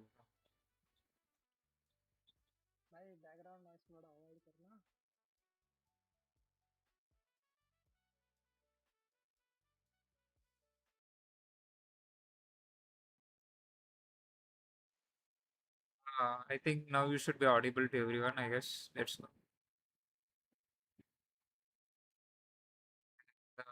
हाँ मैं क्या बोल रहा था प्रेशर अरे यार ऐसे नहीं किसके लिए बना रहा है जॉब बोर्ड क्या होता है प्रेशर के लिए थोड़ी होता है जो जॉब ढूंढ रहा है उसके लिए होता है मतलब हाँ मतलब यूजर टाइप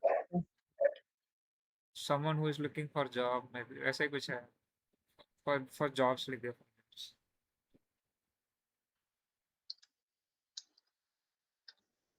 And इसमें हार्ड पार्ट क्या हो सकता है रियल टाइम में जिसकी मतलब रिक्वायरमेंट की अगर एक बंदा इसमें प्रोफेशनल है तो उसको उस टाइप का जॉब मिलना चाहिए ना, रिकमेंड होना चाहिए, रिकमेंडेशन मतलब। रिकमेंडेशन सिस्टम थोड़ा हार्ड हो सकता है ना, और क्या हो सकता है?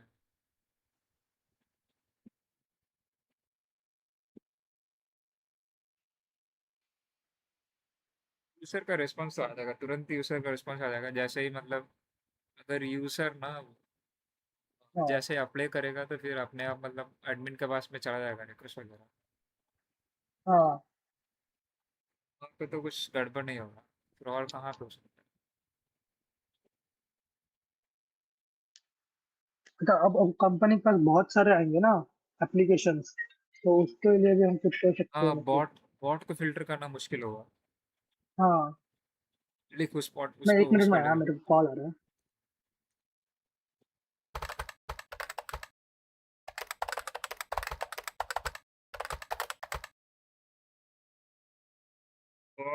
bot filtering part and spam, maybe spam detection.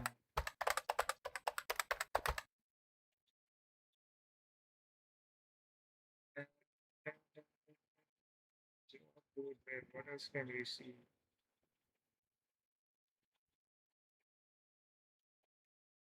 If anyone wants to join, then you can join with the link here.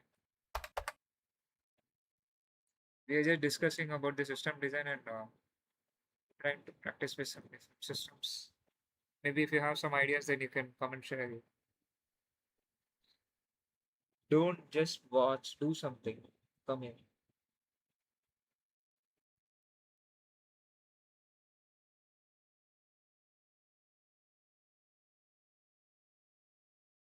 Spam detection.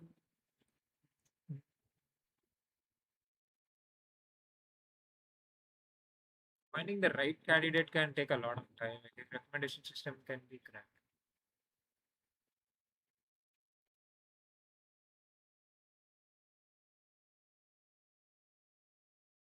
What else can be?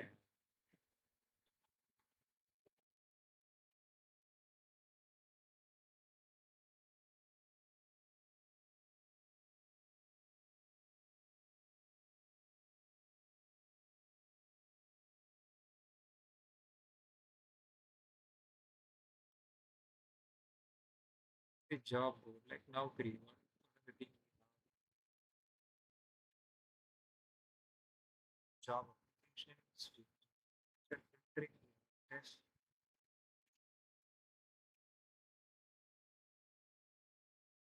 If you're building some job board AI system, we could have added some AI related filterings, uh, like giving them some tests or something like that, maybe quiz or something to filter out the initial crowd, and it's going to be the just normal filtering, not the actual actual interview or something like that will be used for filtering out the like, candidates for the job. That could be coming under the future side mistake, but could be the hard part of the job. Filling the door, everything will be handled by the everything can be handled by this. I don't say anything hard here. Job user comes in, apply to the job and get the notification. Either it can be rejection or it can be acceptance. Does some test, and if it's good, then I think you should be getting accepted. I guess. What else? What else?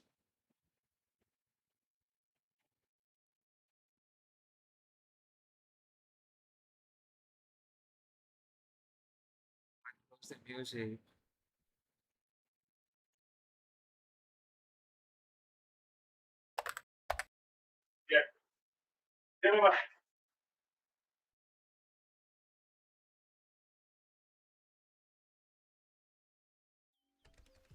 Hello, मेरा आवाज screen पे जा रहा है? हाँ, भाई नहीं, वो स्क्रीन पे मत कर, तेरे लिए कर दे। मेरा बैकग्राउंड नॉइज है ना पूरा।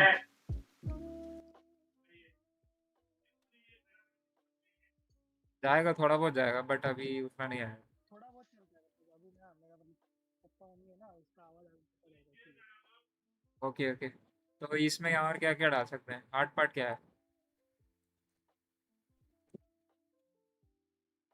और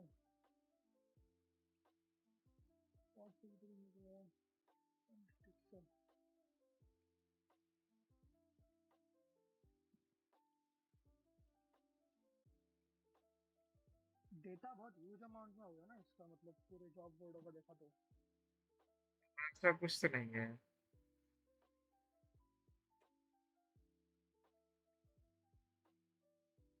इसका मॉडल बनाते हैं।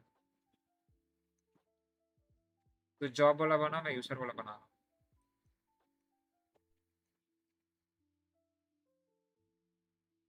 मॉडल मतलब उसमें क्या क्या रहेगा, ऐसा कुछ नहीं। यूजर का नाम होगा। अब कितना छोटा किया भाई।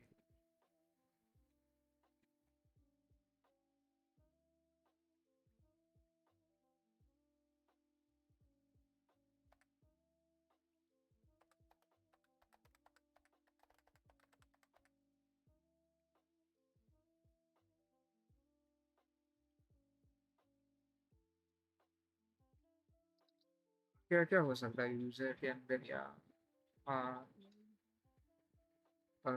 एम्प्लॉयड है या नहीं एम्प्लॉयड है, वो स्टेटस।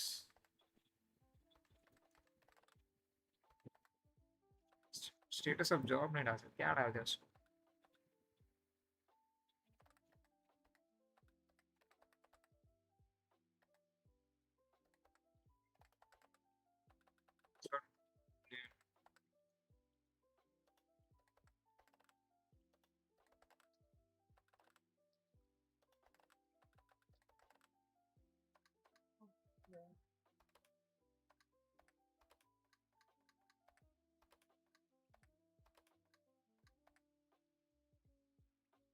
एम्प्लॉयमेंट, नेम, एड्रेस वगैरह सब कुछ होएगा, एंड क्वालिफिकेशंस, हाँ, रिक्वायरमेंट जॉब में भी होगी ना। Skills, experience, education.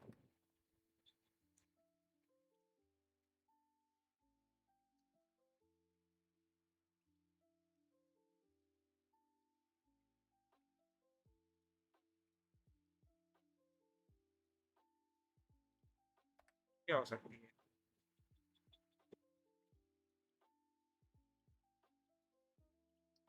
चलो ठीक है। थिंक इसके पास क्वालिफिकेशन होना चाहिए, स्किल होने चाहिए, फिर एड्रेस और एम्प्लॉयड है अनएम्प्लॉयड है वगैरह, नाम, ईमेल, पासवर्ड, यूजर को लॉगिन करवाने के लिए। एंड आई थिंक मोस्टली इतना ही होना चाहिए, और क्या हो सकता है?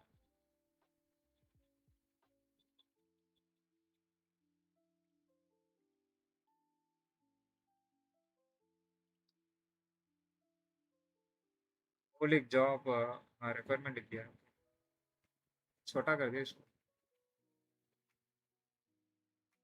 अरे छोटा, हाँ छोटा।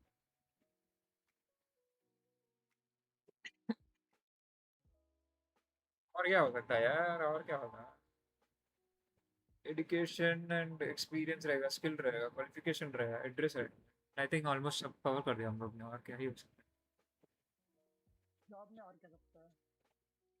और चलो, कुछ लग भी नहीं रहा है। सारी चीज़ आ जाएंगे इसके अंदर में, आई गेस। कंपनी का मतलब एक ही होगा ना, यूजर। हाँ, ये यूजर में आ जाएगा शायद। अनएम्प्लॉयड एम्प्लॉयड में आ जाएगा वो ना, वो अगर बट अभी हम ये यूजर के लिए कर रहे हैं। जैसे कंपनी प्रोफाइल भी होगा ना एक, जॉब जॉब वो जॉब पोस्ट करेगा। Company profile. हाँ, मतलब जॉब जॉब मतलब लिंक्डइन की तरह है ना, मतलब एक। ए रुक जा, ये यूजर के लिए, ठीक है, ये यूजर के लिए। हाँ हाँ, मतलब यहाँ बंदे जॉब ढूंढने आएंगे। एडमिन के लिए बनाता हूँ, रुक जा। हाँ, वही बोल रहा था, मतलब एक कंपनी होगा, मतलब वो अपनी तरफ से पोस्ट करेगा। तो अब फिर बाद में कंपनी नेम, फिर वो सब आएगा।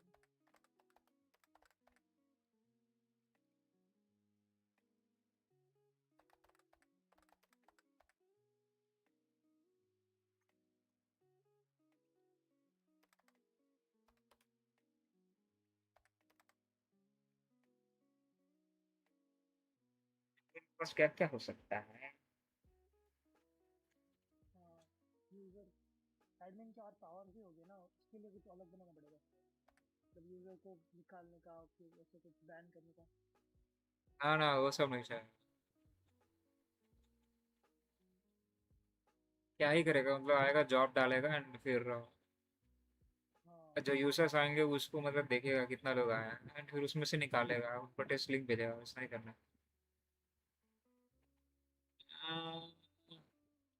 एडमिन भी नॉर्मल यूजर के जैसा ही है, बट इसके पास एडमिन प्रॉपर रहेगा।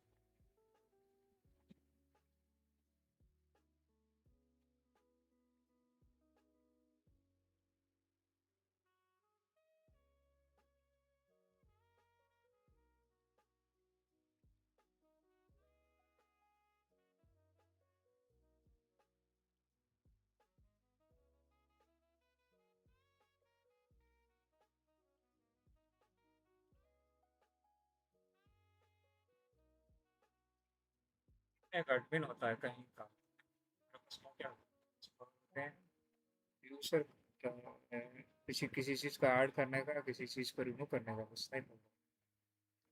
और तो कुछ कर नहीं सकते यार, कुछ तो है नहीं, क्या हो सकता है,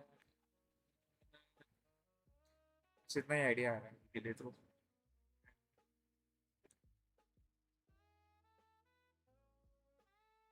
ना दूर कौन खींच ले?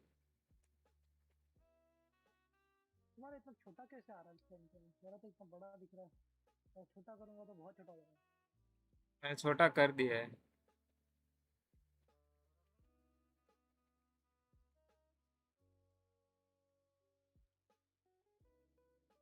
हाँ ये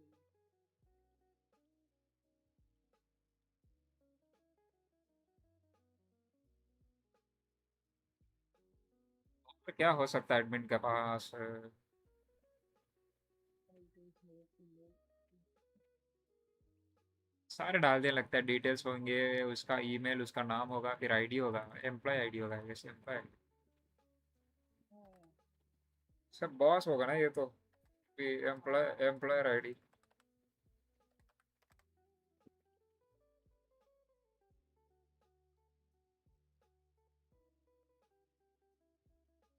डिपार्टमेंट हो सकती है इसके अंदर में, और तो आइडिया नहीं है क्या हो सकता है,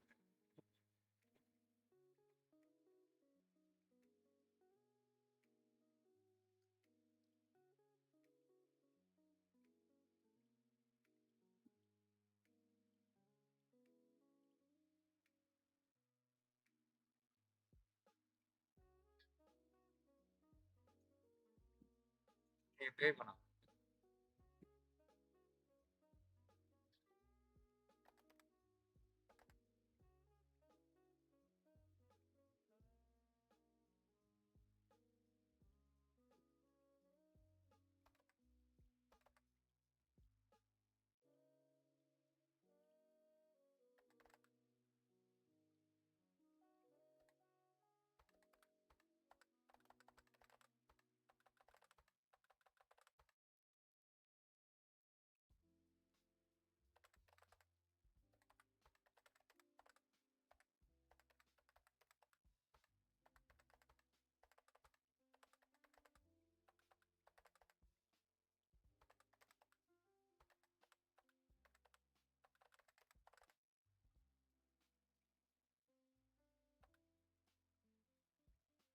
एंटर लिखता हूँ।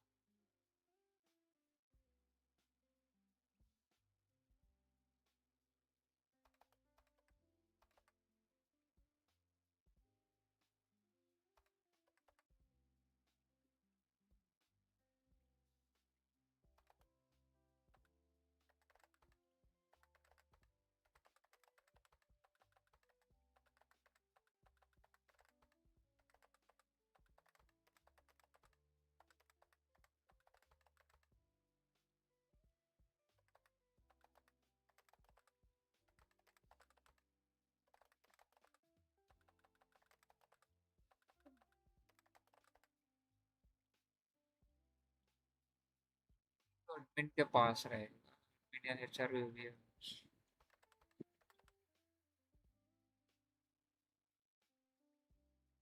Dun, dun, dun, dun.